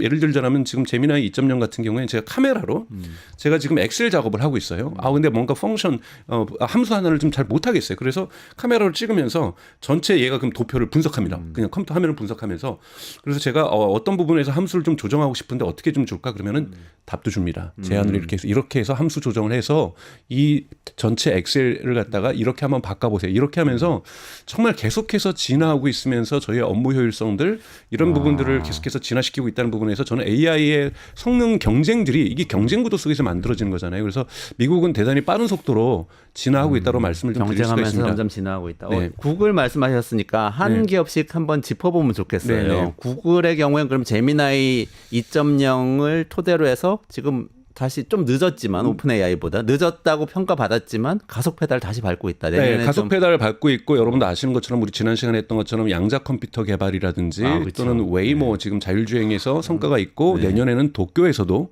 시험 주행을 하겠다고 하면서 되게 파죽지세로 기술력을 좀 앞세우고 있습니다만 구글은 이런 긍정적인 소식도 있지만 부정적인 점은 뭐냐면 모바일에서는 아이폰이라든지 안드로이드 폰에서 구글이 가지고 있는 장악력 때문에 구글 검색에 대한 소비 그 비율이 마켓 쉐어가 지금 줄어들고 있지 않지만 데스크탑에서는 대단히 빠른 속도로 줄고 있습니다. 이거는 여러분도 아시는 AI 검색이 출현되면서 사람들이 검색이 특히 데스크탑에서 챗GPT한테 검색을 해본다든지 퍼플렉시티에 검색을 해본다든지 이런 것들이 늘어나면서 데스크탑 영역 즉 노트북이라든지 회사에 있는 PC겠죠. 이런 부분에서 그 검색 점유율이 줄어들고 있는 경향성이 확실하게 보이고 있다는 부분에서 구글에 여러분 아무리 구글이 신기술을 만들어도 아직까지는 우리가 아직 거품이 아니야 이런 논쟁하는 이유는 매출로 연결되지 않는 거잖아요. 양자 컴퓨터의 잠재력을 얘기하는 거고 웨이모도 물론 한 주당 15만 건의 결제가 이루어지고 있지만 그래서 뭐 샌프란시스코에서는 우버 다음으로 웨이모를 많이 타고 리프트를 제꼈다. 뭐 이런 것들이 좀 많이 나오고 있지만 이런 부분들이 아직까지 해서 지금까지 들어갔던 돈의 뭐 반도 잡고 있지 못하는 상황이기 때문에 가장 강력한 광고 매출이 줄어들 수 있다는 부분에서 구글은 분명하게 위험성을 가지고 있습니다. 즉, 근데 정말로 저는 혁신적인 기업이라고 생각해요. 제살 깎아먹는 흔히 말하는 카니발리제이션 효과잖아요. 그거를 지금 과감하게 시도하고 있다는 거거든요. 구글 또한. 그런 부분에서 내년도 검색 시장이 구글에게서 가장 큰 한 난제라고 볼 수가 있습니다. 구글은. 내년도에 검색 마켓이 어떻게 될 거냐 이걸 좀 봐야 되겠네요. 네, 구글은 AI에서는 뭐 따라잡고 앞서갈 수 있는데 그렇습니다. 오히려 지금 매출의 베이스가 좀 낮아질 수도 네, 있겠네요. 네. 그것이 구글의 가장 큰 위험성이죠. 그러면 오픈 AI 지금 말씀하셨으니까 네. 그 검색 기능 새로 생겼잖아요. 네네네. 우리 그거 다 무료로도 되는 것 같은데. 네, 이제. 지난주부터 이제 무료 이용자에게도 이제 검색 기능은 진행되고 있죠. 네, 그 오픈 AI가 그럼 검색 시장 잠식하면서 더 성장할 가능성이 있나요? 우선 오픈 AI도 검색 시장, 오픈 AI는 여러 가지 경로를 열어놓고 있습니다. 여러분 아시는 것처럼 한 달에 200달러를 내는 유료 서비스도 시작을 했거든요. 그래서 많은 지금 비판도 있어요. 이거 부익부 빈익빈 만들려고 하는 거냐. 한 달에 200달러를 낼 수 있는 사람이 어디 있겠느냐.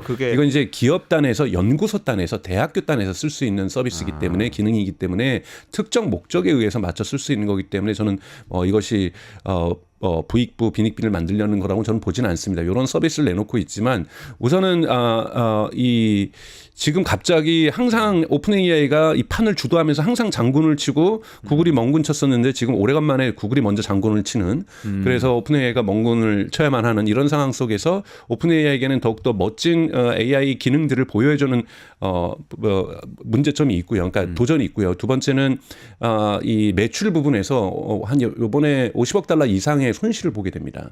2024년 계속해서 손실을 보게 되면 100억 달러를 갖다가 수요를 했는데 그중에 반을 날린 거잖아요, 벌써. 그럼 내년만 지나도 벌써 반 날리게 그렇죠. 돈이 다 없어지는 거 되는 거죠. 그러면 내년 안에 또 한 번 증자를 하거나 IPO를 가야 되는데 IPO를 갈 만한 매출원들이 아직까지는 많이 안 만들어지고 있다는 부분이 오픈 AI의 기업으로 볼 때는 비즈니스 모델로 볼 때는 지금 단점이라고 볼 수가 있고 그러다 보니까 서치 시장으로의 확장뿐만이 아니라 쇼핑 시장으로의 확장이라든지 또는 에이전트 시장에서의 어떤 다양한 서비스를 보여줄 필요가 있기 때문에 오픈 AI는 내년에는 반드시 돈을 어떻게 벌 수 있을 것인가를 시장에 증명해야만 하는 도전을 받고 있다고 볼 수가 있습니다.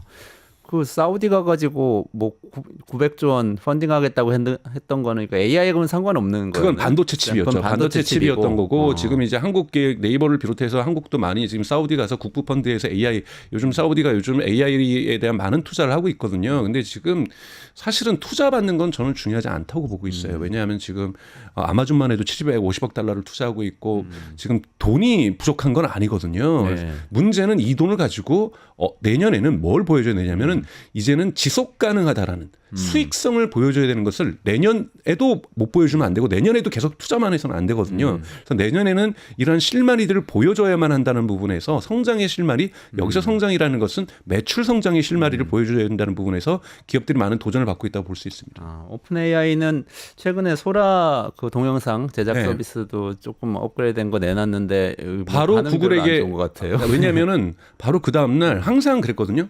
구글이 무언가를 발표하기 전날이나 전전날 오픈 AI가 뭔가를 발표하면서 구글에 뒤통수를 쳤거든요.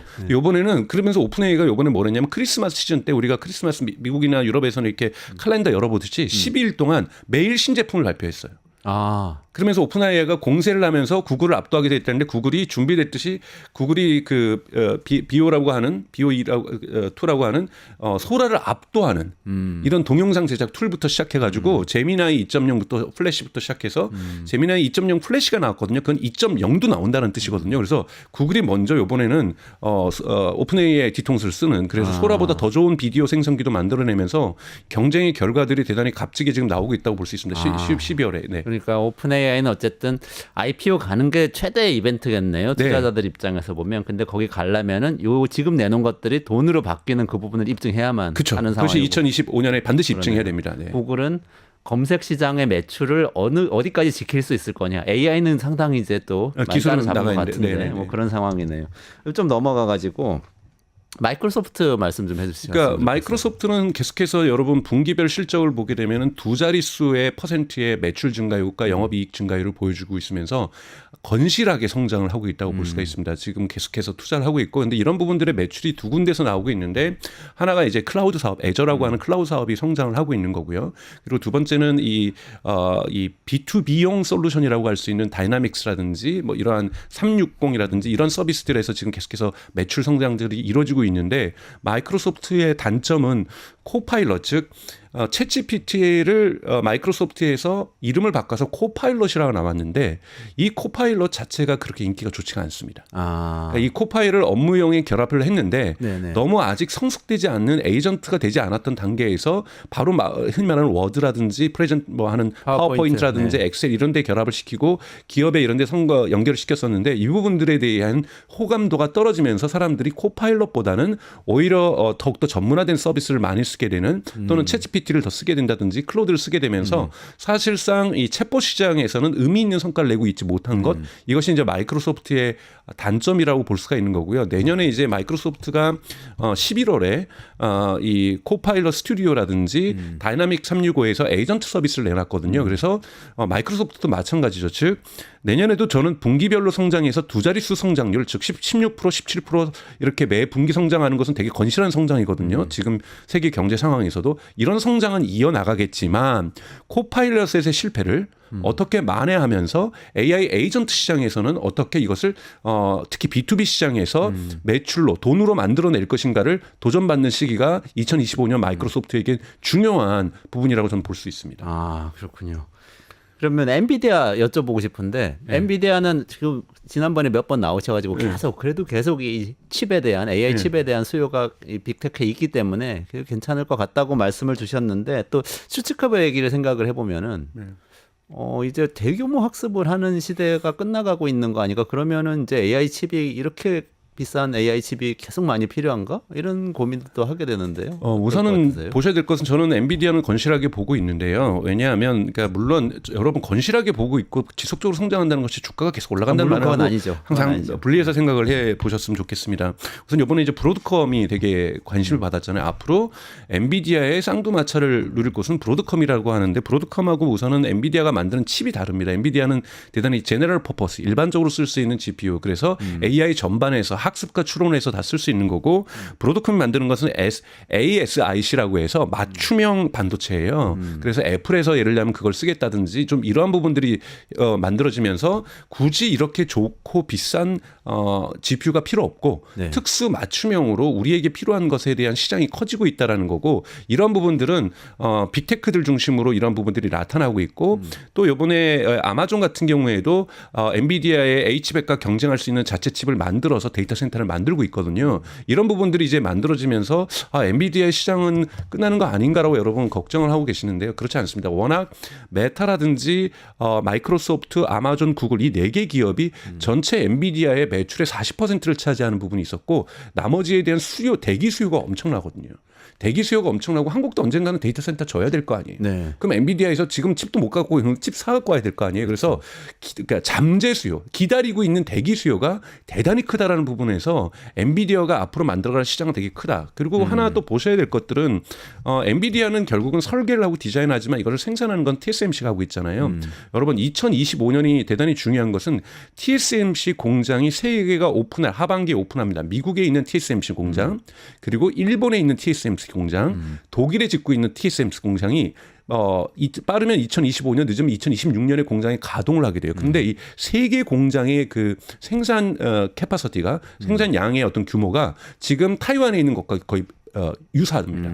그러면 반도체 생산량이 브로드컴도 예를 들자면 직접 생산하지 않아요. TSMC에 다 위탁을 하죠. 그러면 이 TSMC에서 생산하게 될 수 있는 양들이 2배 가까이 증가하게 된다는 거죠. 여기에 그렇게 된다라면 하이닉스 같은 경우에도 HBM을 이론적인 겁니다, 여러분. 2배 가까이 납품할 수 있게 된다는 거죠. 그래서 반도체의 공급량이 대단히 폭발적으로 증가하게 될 때 과연 엔비디아가 가격 방어를 할 수 있겠는가? 가격 방어를 할 수가 없다라면 영업이익률이 떨어질 수 있거든요. 그래서 시장은 계속 성장할 수 있겠지만 높은 영업이익률을 유지할 수 있을지에 대한 엔비디아는 이것이 내년에 도전 과제라고 볼 수 있고 그러네요. 여기엔 여러분들 TSMC 공장이 일본과 미국과 독일에서 오픈한다라는 것, 대단히 그 생산 캐파시티가 폭발적으로 증가한다라는 것을 염두에 두시고 내년 시장을 보면 좋을 것 같습니다. 아, 그러네요. 마지막으로 황 박사님 전공인 테슬라 이야기 좀 네. AI 기업으로 전환해서 이제 계속해서 성장세 이어가는 건지. 그 부분 전망 저는 부탁드려요. 여러 가지 도전이 있다라고 생각이 들어요. 그러니까 신차가 벌써 이제 모델 Y의 페이스리프트가 성공적으로 이제 시장에서 팔리는 것, 그리고 지금 중국에서는 여러분들 이제 긍정적인 소식만 들으니까 중국에서 지금 테슬라가 쉽게 얘기해서 기록을 갱신하면서 많이 팔리고 있거든요. 근데 지금 4분기 11월과 10월과 11월 4분기를 결성하는 두 달치를 보면은 지금 유럽에서는 13.8%가 감소했어요. 그래서 빨리 유럽에는 저가 차량을 내야 됩니다. 그러니까 저가 차량이 중국하고 유럽, 미국에선 저가 차량이 지금 당장에 필요한 건 아니기 때문에 테슬라가 지금 3만 달러 미만의 저가 차량을 내겠다고 했는데 모델 Q라고 하는 일명 이거를 얼마나 빨리 생산해서 유럽 시장과 중국 시장에서 시장을 방어하는 거 중요하다고 보고요. AI와 로보틱 회사로 전환하는 것은 저는 이건 의심의 여지가 없다고 봐요. 막대한 돈이 들어가고 있고 여기다가 제도적으로 트럼프 정부에서 이걸 풀어주고 있다라면 테슬라라는 기업이 AI 앤 로보틱스 컴퍼니로 전환하는 건 전혀 문제가 없다. 오히려 카 컴퍼니가 지금 2025년에 많은 도전을 받게 된다. 왜 유럽에서 저렇게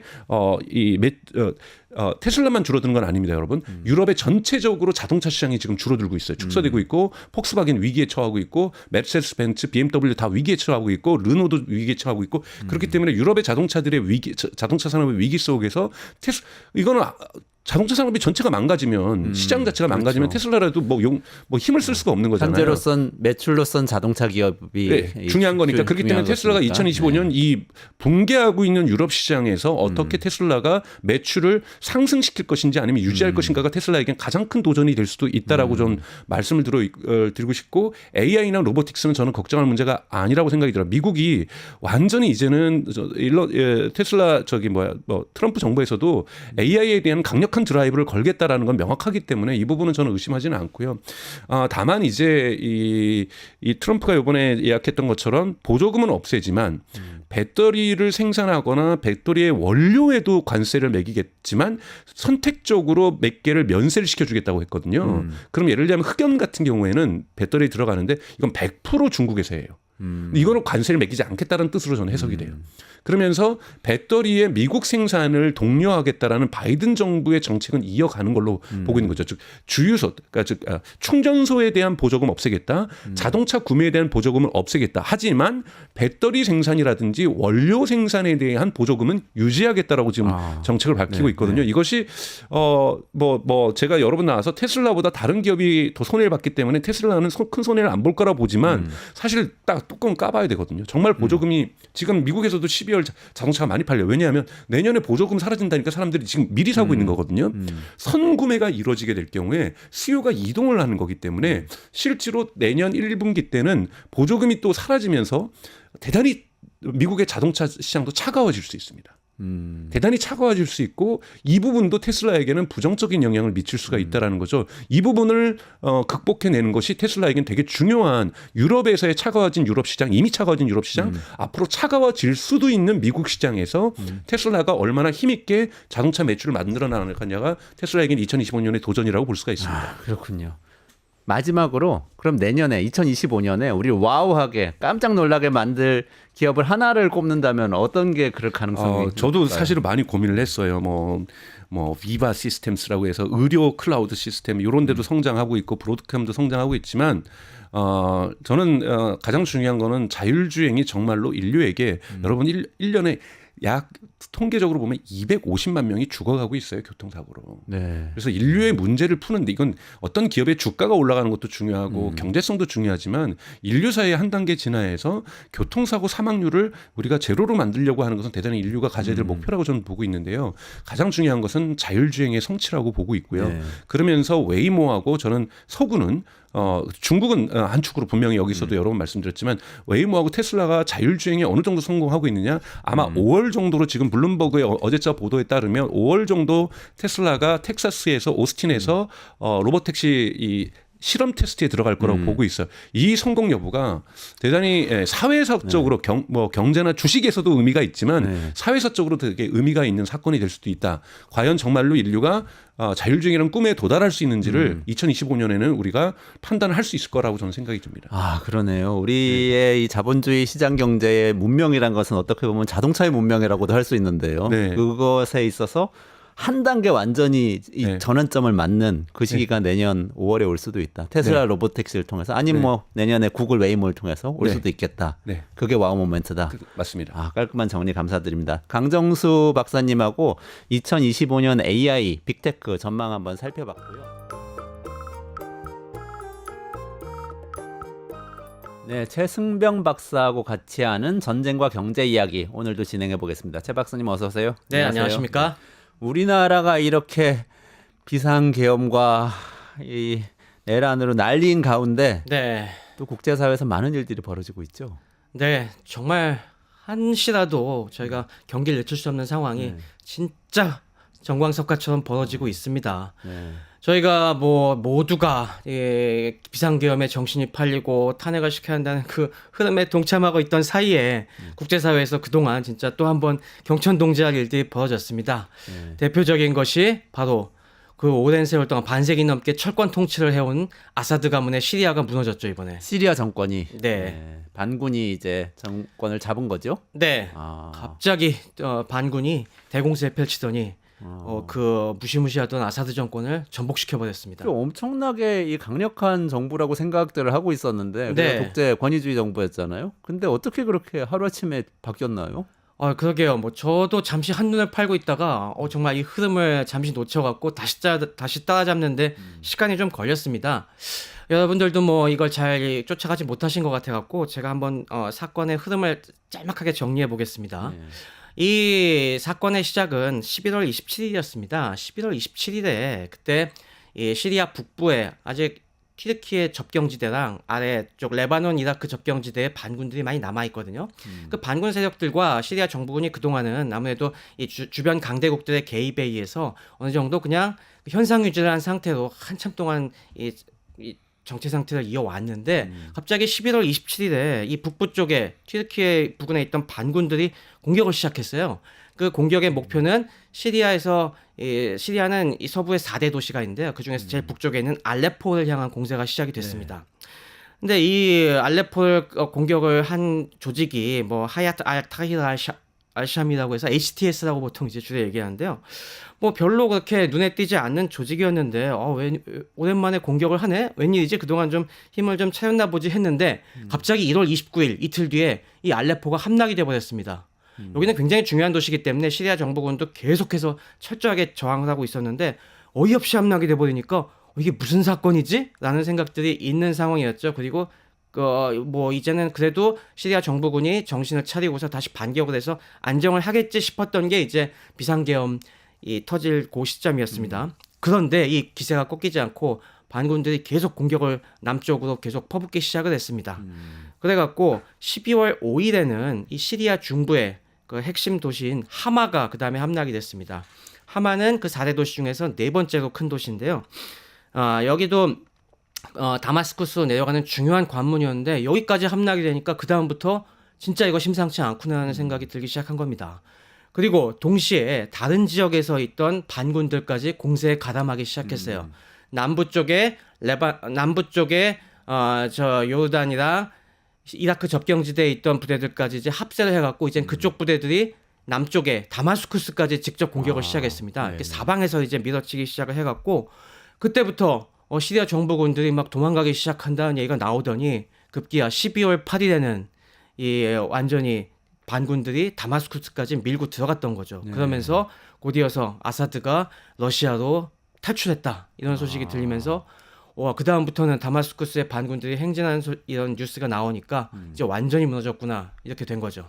근데 제가 언론을 통해서 보니까 아사드 정권이 그렇게 군대가 많은 것 같았는데 네. 별로 그렇게 제대로 싸워보지도 못하고 게다가 또 이란이 계속 지원하는 거 아닌가 이런 생각을 갖고 있었는데 그것도 아닌 것 같고 굉장히 무기력하게 무너진 것 같았는데요. 맞습니다. 너무나 무기력하게 무너져서 많은 사람들이 충격이었습니다. 그동안 뭐 저희 방송에서 계속 얘기해드렸다시피 러시아와 이란이라는 든든한 뒷배가 아사드 정권이 무너지는 걸 끝까지 지켜주고 있었는데 이게 어느 순간 와르르 무너져 버린 거에 대해서 충격이었죠. 그리고 시리아 정부군이 그래도 정규군이 대략 한 15만에서 17만 정도 있고 친정부 민병대학에도 10만 이상이라고 해서 적지 않은 꽤 전력으로 많은 저희가 알고 병력인데요. 있었는데 이것도 순식간에 군기가 무너져 버렸습니다. 왜 그렇게 됐을까요? 이것이 바로 아사드 정권을 지탱해주던 주변의 뒷배들이 무기력해졌기 때문입니다. 이란과 러시아가요. 그렇습니다. 제가 정리해보면 크게 여기에는 세 가지 요인이 겹쳐서 지금 이런 사건이 일어났다고 보시면 될 것 같습니다.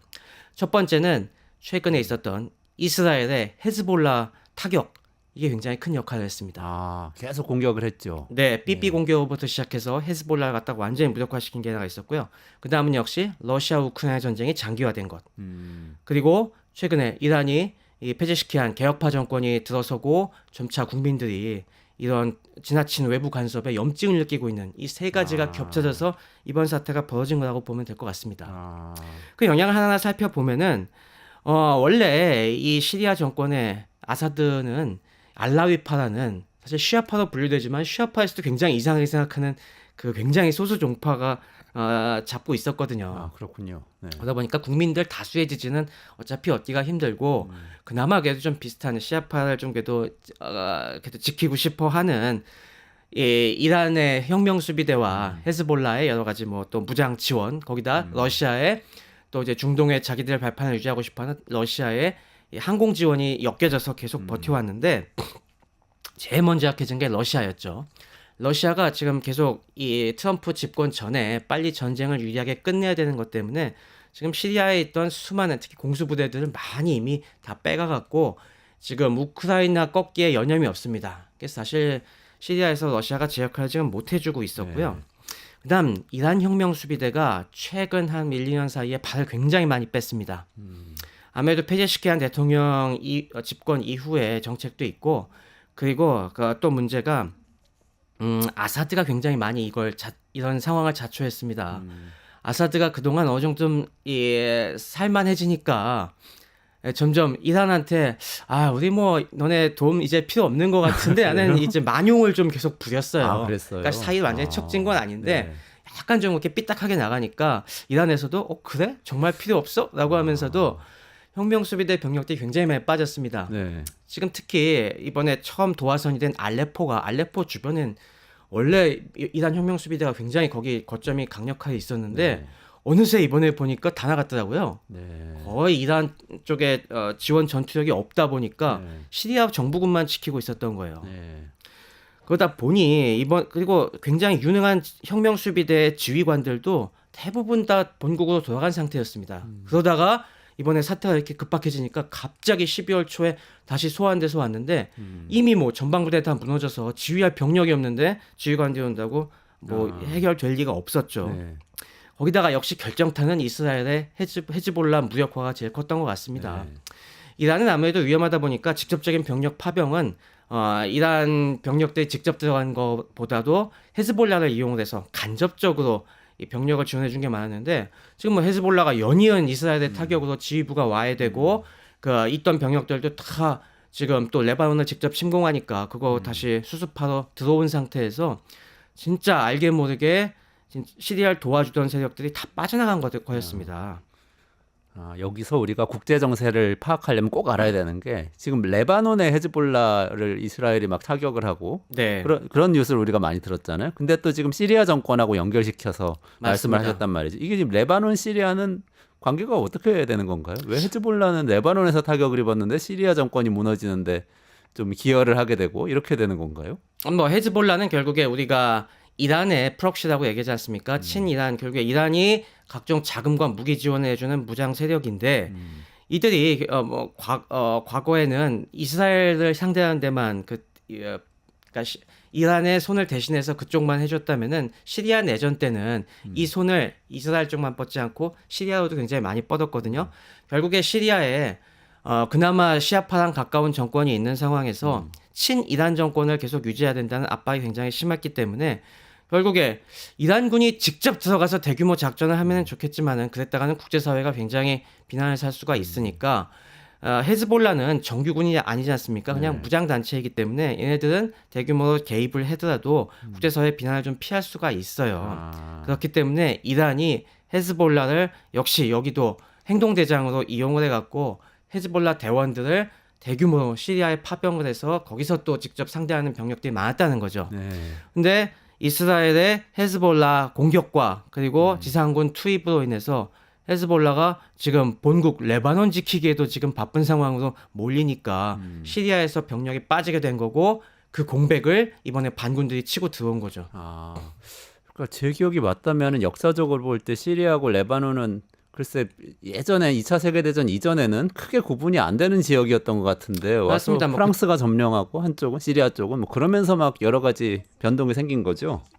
네, 맞습니다. 그쪽이 다 이제 프랑스, 시리아가 또 다 프랑스, 시리아와 레바논이 다 프랑스 식민지였죠. 과거 열강들이 중동을 가를 때. 그래서 어떻게 보면 하나의 울타리 속에서 그런 많은 부분을 또 공유하는 측면들이 있었는데 지금 뭐 최근의 상황들은 어떤 또 이란을 매개로 해서 어떤 그 시아파의 그 초승달을 매개로 해서 또 묶여 있었는데 그게 이번에 완전히 깨져버린 거죠. 그게 깨진 거네요. 근데 궁금한 게 또 반군인데요. 저는 사실 그 제가 좀 지식이 빈약해서 이 시리아 반군이 어떤 성격이었는지 처음엔 파악이 잘 안 되더라고요. 그러니까 이게 지금 미국이 돕는 건지 누가 도와서 자기들이 그냥 아니면 시민들의 저항인가? 꼭 그런 것 같지도 않고 어디서 좀 돕는 세력인가요? 네, 지금 이 반군의 지형이 그동안 너무나 많이 바뀌어왔고 지금도 파악하기가 굉장히 복잡한 실정입니다. 당장 이번에 지금 뭐 그 말씀이 맞는 게 굉장히 지금 반군들도 여러 정파들이 있습니다. 아무래도 이게 그냥 아사드 정권에 반대한다는 세력들이 잡다하게 모인 거여 갖고 종교도 다 다르고 같은 뭐 일테면은 뭐 알라이파에 반대하니까 대다수가 수니파이긴 한데 수니파에도 스펙트럼이 굉장히 크거든요. 우리가 IS도 어떻게 보면 극단적인 이런 수니파 집단인데 또 극단적이지만은 이 IS랑은 또 다르게 그냥 지하드파, 그냥 성전을 중심으로 한 단순한 좀 극단주의적인 세력도 있는가 하면은 굉장히 온건한 세속적이지만은 그래도 아사드 정권에 반대하는 세력도 있고 또 중요한 것이 쿠르드족들이 있습니다. 시리아 북부에도 결국에 쿠르드족들이 굉장히 많이 분포하고 있는데 이들은 또 그것과 별개로 해서 우리는 독립을 위해서 이 기회에 싸운다 이런 쪽으로 나눠져 있죠. 그리고 주변 강대국들은 자기들의 입맛에 맞는 그런 세력들을 중심으로 지원을 해왔습니다. 그러다 보니까 이 반군들 중에서도 어떤 강대국은 좋아하고 어떤 강대국은 싫어하고 이게 굉장히 복잡하게 얽혀 있어요. 근데 이번에 이제 주목해 보실 것들은 이번에 그러면 어떤 세력들이 여기에 주도권을 잡은 것이냐라고 했을 때 아까 HTS 말씀해 드렸지 않습니까? 이 HTS는 튀르키예가 지금 뒷배를 잡고 있는 세력입니다. 그래요. 튀르키예 영향력이 큰 건가요? 네, 이번 이 반군의 공세에는 튀르키예가 아주 결정적인 역할을 했습니다. 튀르키예가 도대체 무슨 여기에 연관이 있어라고 할지 모르겠지만은 튀르키예와 시리아는 거의 국경을 1000km나 맞대고 있는 이웃입니다. 그래서 이 시리아 내전 초기부터 튀르키예가 적극적으로 이 국경을 넘어와 갖고 우리의 안보를 위해서 여기 개입해야 된다라고 했었죠. 그래갖고 반군들이 이 튀르키예 접경지대로 많이 쫓겨간 상황에서 튀르키예는 이걸 갖다가 선별적으로 지원을 하기 시작을 합니다. 일단 튀르키예 입장에서는 당장 시리아, 이란보다도 더 싫어하는 세력들이 바로 쿠르드족입니다. 쿠르드족은 뭐 잘 아시다시피 이 튀르키예와 시리아와 이란에 걸쳐서 어마어마하게 나라 없이 불쌍하게 떠돌고 있는 그런 민족 아니겠습니까? 그러다 보니까 튀르키예 내에서도 쿠르드족이 분리독립운동을 하면 어쩌나 하는 것이 가장 큰 골칫거리예요. 그러니까 이 기회에 시리아의 공백 상태를 이용을 해서 이 쿠르드족들이 반군 세력이 커져갖고 혹시 독립 움직임을 펴고 그리고 이것들이 시리아에만 그치지 않고 이 튀르키예 내 쿠르드족까지 선동하면 어쩌나 하는 것이 이게 튀르키예 지금 가장 큰 걱정입니다. 그래서 이번에도 원래 지금 이 HTS는 반쿠르드 계열입니다. 쿠르드 계열랑 상관없이. 아, 반군 중에도 쿠르드 계열이 있고 반 네. 쿠르드 계열인데 그중에 쿠르드가- 반쿠르드 계열이 네, 잡았다는 거죠, 주도권을. 그렇습니다. 근데 재미있는 것이 HTS가 어떤 세력이냐면은 정확히 얘기하면 알카에다 계열입니다. 알카에다요? 네. 우리는 무시무시한 테러 집단으로. 네, 수니파 생각하고 강경파 있네. 중에서 이게 지하드 세력들 있지 않습니까? 그들의 잔당들인데 튀르키예는 우리는 아무리 쟤네가 극렬한 세력이어도 쿠르드족은 싫어. 우리는 얘네들 지원할 거야라고 해서 계속 살려주고 있었는데 이 조직들이 그동안 사실 미국은 또 되게 이쪽을 싫어하지 않습니까? 그래서 미국은 오히려 쿠르드족 그쪽 반군들을 많이 지원해줬어요. 국제사회에서는 계속 쿠르드족에 대해서 이란이나 그 튀르키예한테 문제 제기를 계속 했었잖아요. 탄압하지 말라고. 맞습니다. 그래서 쿠르드족과 아니면 그것과 중립적인 세력들 갖다가 오히려 서방은 지원했었는데 튀르키예는 거기에 좀 삐딱하게 나가더니 이번에 그 튀르키예가 지원하는 HTS가 시리아를 갖다가 이제 장악해버린 것이죠. 그러면은 미국 입장에서는 알카에다라고 그러면은 치를 떨지 않습니까? 굉장히 네. 싫어하는 조직이 시리아 정권을 잡아버린 그런 거 아닌가요? HTS가 이퀄 알카에다라고 그러면? 딱 알카에다라고 지금 주장하지는 않습니다. 사실 하지만은 많은 서방의 전문가들이 지금은 발톱을 숨기고 있지만 앞으로 어떻게 표현할지 모른다라는 얘기를 하고 있습니다. 당장 이 HTS의 수장이 아부 무함마드 알 줄란이라는 인물인데요. 이 사람이 어떤 사람이냐면은 원래 아사드 정권에서 쫓겨난 시리아에서 사우디로 추방된 이런 사람들 이런 계열의 집안에서 출신인데 옛날에 알카에다 조직원을 했었고요. 이라크에서도 그런 쪽으로 싸우다가 미군에게 잡혀갖고 오래 수감 생활까지 했던 사람입니다. 그 다음에 풀려난 뒤에 그 다음에 시리아로 넘어와서 이제 그 당시에 알 누스라 전선이라는 걸 결성을 해갖고 그러면서 이게 알 누스라 전선이 다른 비슷한 세력들과 연합해서 지금 만든 게 2017년에 HTS인데요. 네. 아직도 이 알 줄라니는 이 미국 쪽에 현상금이 엄청나게 걸려 있는 그런 인물이기도 합니다. 아, 그래요? $10,000,000가 걸려 있는데 이런 사람이 지금 시리아의 실질적인 집권자가 돼가는 분위기니까 참 미국으로서는 난처한 이게 상황이죠. 참 굉장히 복잡하네요. 그러니까 어쨌든 친이란 정권이면 아사드 정권 미국이 싫어했을 것 같은데 또 반군이 정권을 뒤집었는데 또 뒤집은 세력도 미국이 싫어하는 세력인데 또 튀르키예의 지원을 받고 있다. 맞습니다. 그러면 튀르키예의 에르도안도 권위주의 정부라는 비판을 굉장히 네. 많이 받고 있는데 에르도안 입장에서는 어떤가요? 얻을 게 있으니까 지금 이렇게 한 거겠죠? 그러면 원래 이게 원하던 걸 얻어갈 것 같으세요? 그게 참 복잡한 문제입니다. 사실 이게 에르도안이 원래 지금 이 상황이 벌어지기까지 몇 번의 계속 징조들이 있었습니다. 에르도안은 원래 계속 시리아의 아사드 정권이랑 사이가 안 좋았어요. 왜냐하면 반군 세력을 지원하니까 그리고 자꾸 이제 주변에서 감나라 배나라 하니까 시리아 내전 내내 계속 갈등을 겪다가 에르도안이 최근 한 2년 정도 사이에 상황을 계속 이렇게 가서는 안 되겠다. 뭔가 변화가 필요하겠다라고 해서 이 아사드랑 좀 잘 지내보자 그런 메시지를 계속 던졌습니다. 지금 튀르키예가 처한 가장 큰 문제 중에 하나가 요 쿠르드족 문제랑 바로 시리아 난민 문제입니다. 네. 시리아 난민들이 지금 튀르키예에 350만 명이 넘게 들어와 있어요. 이게 지금 엄청난 사회 문제가 돼갖고 더 이상은 튀르키예도 못 버티겠다. 빨리 시리아를 좀 어떻게든 마음에 안 드는 정권이라도 안정을 시키고 얘들을 다시 시리아로 보내야겠다라는 쪽으로 뭔가 좀 화평을 계속 얘기하고 있었는데 아사드가 또 여기서 실수를 했죠. 아사드가 이걸 계속 무시한 겁니다. 네. 우리 필요 없어. 네. 그 반역자들 보낼 생각하지 말고 그리고 이 기회에 너네 튀르키예도 빨리 나가버리지. 빨리 좀 나가면 뭐 좀 고려해볼게 이런 식으로 뻗팅기니까 원래는 그동안 에르도안이 친 튀르키예 반군 세력들한테 상황 좀 외교적으로 해결해 볼 테니까 공격하지 말고 있어. 계속 네. 자제를 시켰는데 이번에 한 10월 달쯤에 그게 완전히 틀어져 버렸습니다. 그러니까 이제는 어쭈 그런단 말이지 하면서 그래서 반군들에게 니들 마음대로 해봐 라고 해서 지금 저질러진 게 이 상황이거든요. 네. 근데 에르도안도 처음에는 아사드가 이렇게까지 무너질 줄 아마 몰랐던 것 같습니다. 그래서 좀 뭔가 깜짝이야. 아사드를 골탕 먹이려고 네. 반군들에게 공격해봐 이렇게 시켰는데 이게 그냥 아사드 정권이 무너져 그동안 버렸어. 이미 다 썩어 문드러져 갖고 와르르 무너져 버린 거죠. 그러니까 약간 좀 당황하는 것 같아요. 좀 지금. 급변 사태네요. 어떻게 보면 불확실성 굉장히 큰 상태네요. 맞습니다. 아니, 저는 또 궁금한 게 트럼프 정권이 금방 들어오잖아요. 네. 그럼 또 아사드 정권 손을 잡아서 친미 정권으로 만들어 줄지. 그럼 이제 중동 구도가 또 확 바뀌잖아요. 네. 아사드 정권이 아니라 이게 시리아 반군 세력을 HTS를 인정해주고 이렇게 손을 잡아줄 건 이것도 궁금한데. 그게 그건 참 어떻게 될까요? 그게 지금 쉽지가 않습니다. HTS 이 정권 자체가 얼마나 안정한지 그리고 어느 쪽을 어느 강대국 중에 어느 쪽으로 이제 기울지에 대해서 지금 아무도 확신을 하지 못하고 있는 상태예요.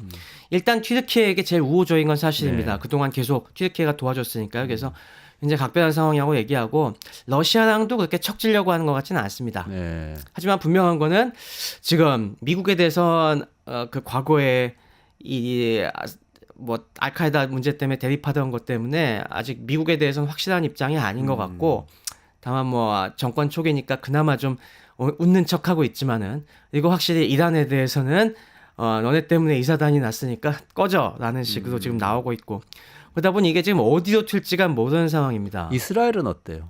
이스라엘에 대해서는 당연히 뭐 강경 순위파 세력들이니까 이스라엘도 좋게 보일 리가 없겠죠. 알카에다에 뿌리를 두고 있는데 이스라엘도 속으로 뭐 그럴지 모르겠지만은 문제는 이스라엘을 상대할 힘은 전혀 없습니다. 지금 이 반군 세력이. 네. 그렇기 때문에 뭐 이미 이스라엘은 이 상황을 이용을 해갖고 남쪽에서 이미 대공세를 펼치고 이 기회에 시리아를 완전히 무력화시키기 위해서 공격을 펴고 있죠. 그래서 뭐 이스라엘은 좋아하건 싫어하건 뭐라 할 수 없는 상황인 것 같습니다.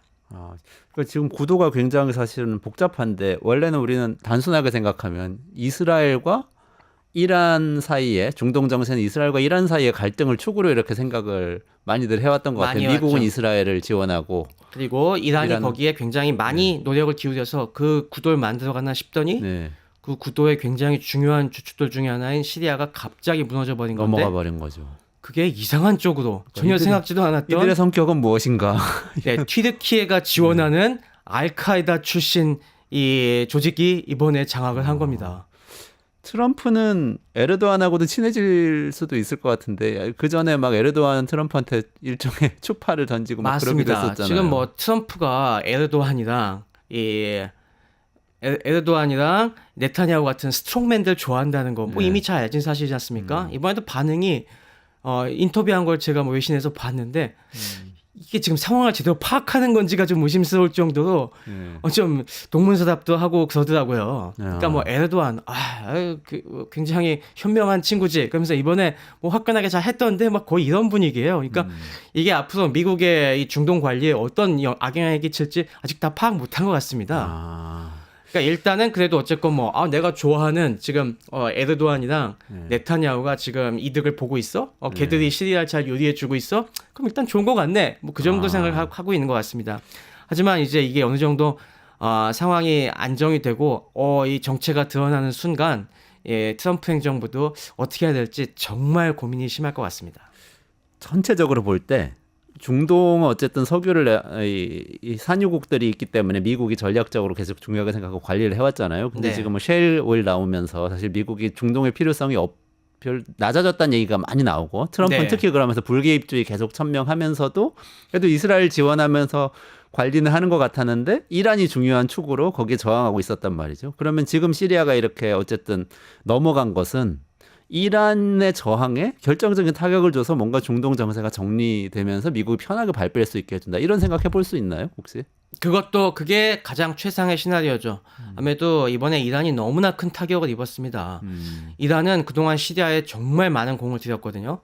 지금 시리아에 이 지원해준 여러 가지 차관 비슷하게 지원한 게 지금 한 500억 달러 정도 된다고 한 70조 원 정도 된다고 얘기가 되고 있고요.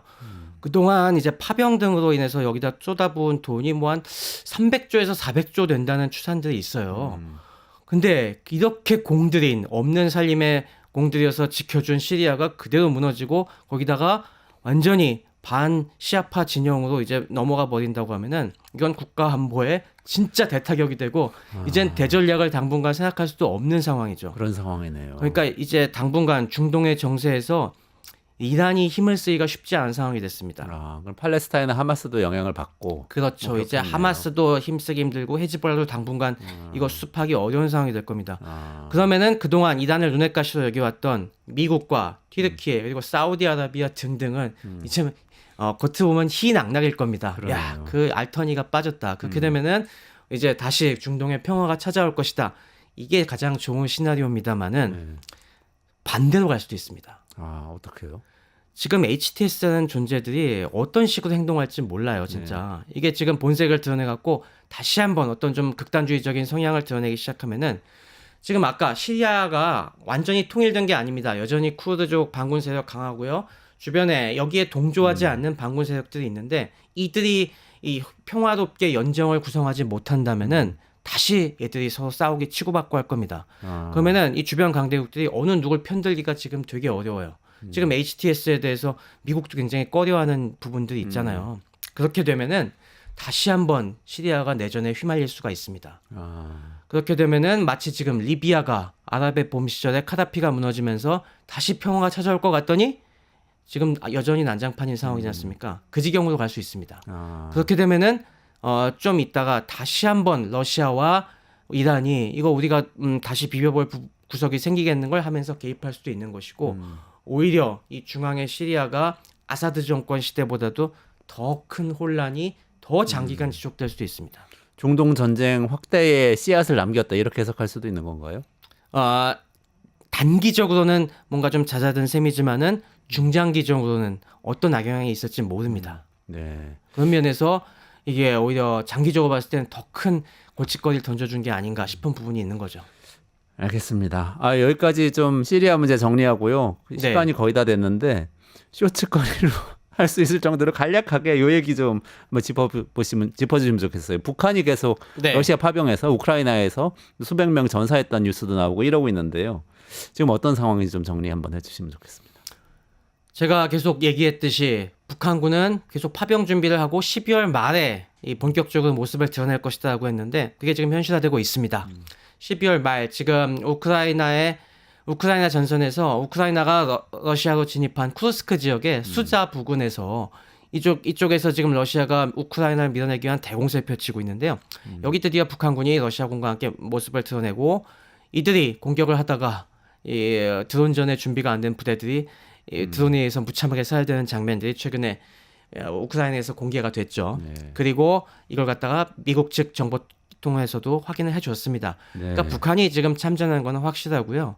지금 북한은 계속해서 이쪽으로 공세를 앞으로 확대해 나갈 걸로 예상이 되고 있습니다. 자, 근데 제가 생각하는 거는 지금 이런 북한군이 마음 놓고 이제 공격을 할 수 있게 된 상황이 과연 그들의 의지만이었겠는가? 저는 이 부분에 우리의 책임도 좀 꽤 있다고 봅니다. 우리의 책임이요? 우리나라의 책임? 네. 지금 우리가 비상계엄으로 지금 상황이 난리가 되고 네. 대외적인 이런 급변 상황에 정부 차원에서 전혀 대처할 수 없는 쉽게 얘기하면 외교의 마비 상태가 되어버렸지 않습니까? 그렇죠. 네. 저는 이것도 지금 북한군 투입 확대에 큰 영향을 끼쳤다고 봐요. 계속 얘기했듯이 러시아도 두려워하는 부분이 있습니다. 만약에 북한군을 노골적으로 투입을 하면은 한국이 이거 안 되겠다 싶어갖고 우크라이나에 대한 지원을 확대하는 방식으로 대응할 수도 있지 않습니까?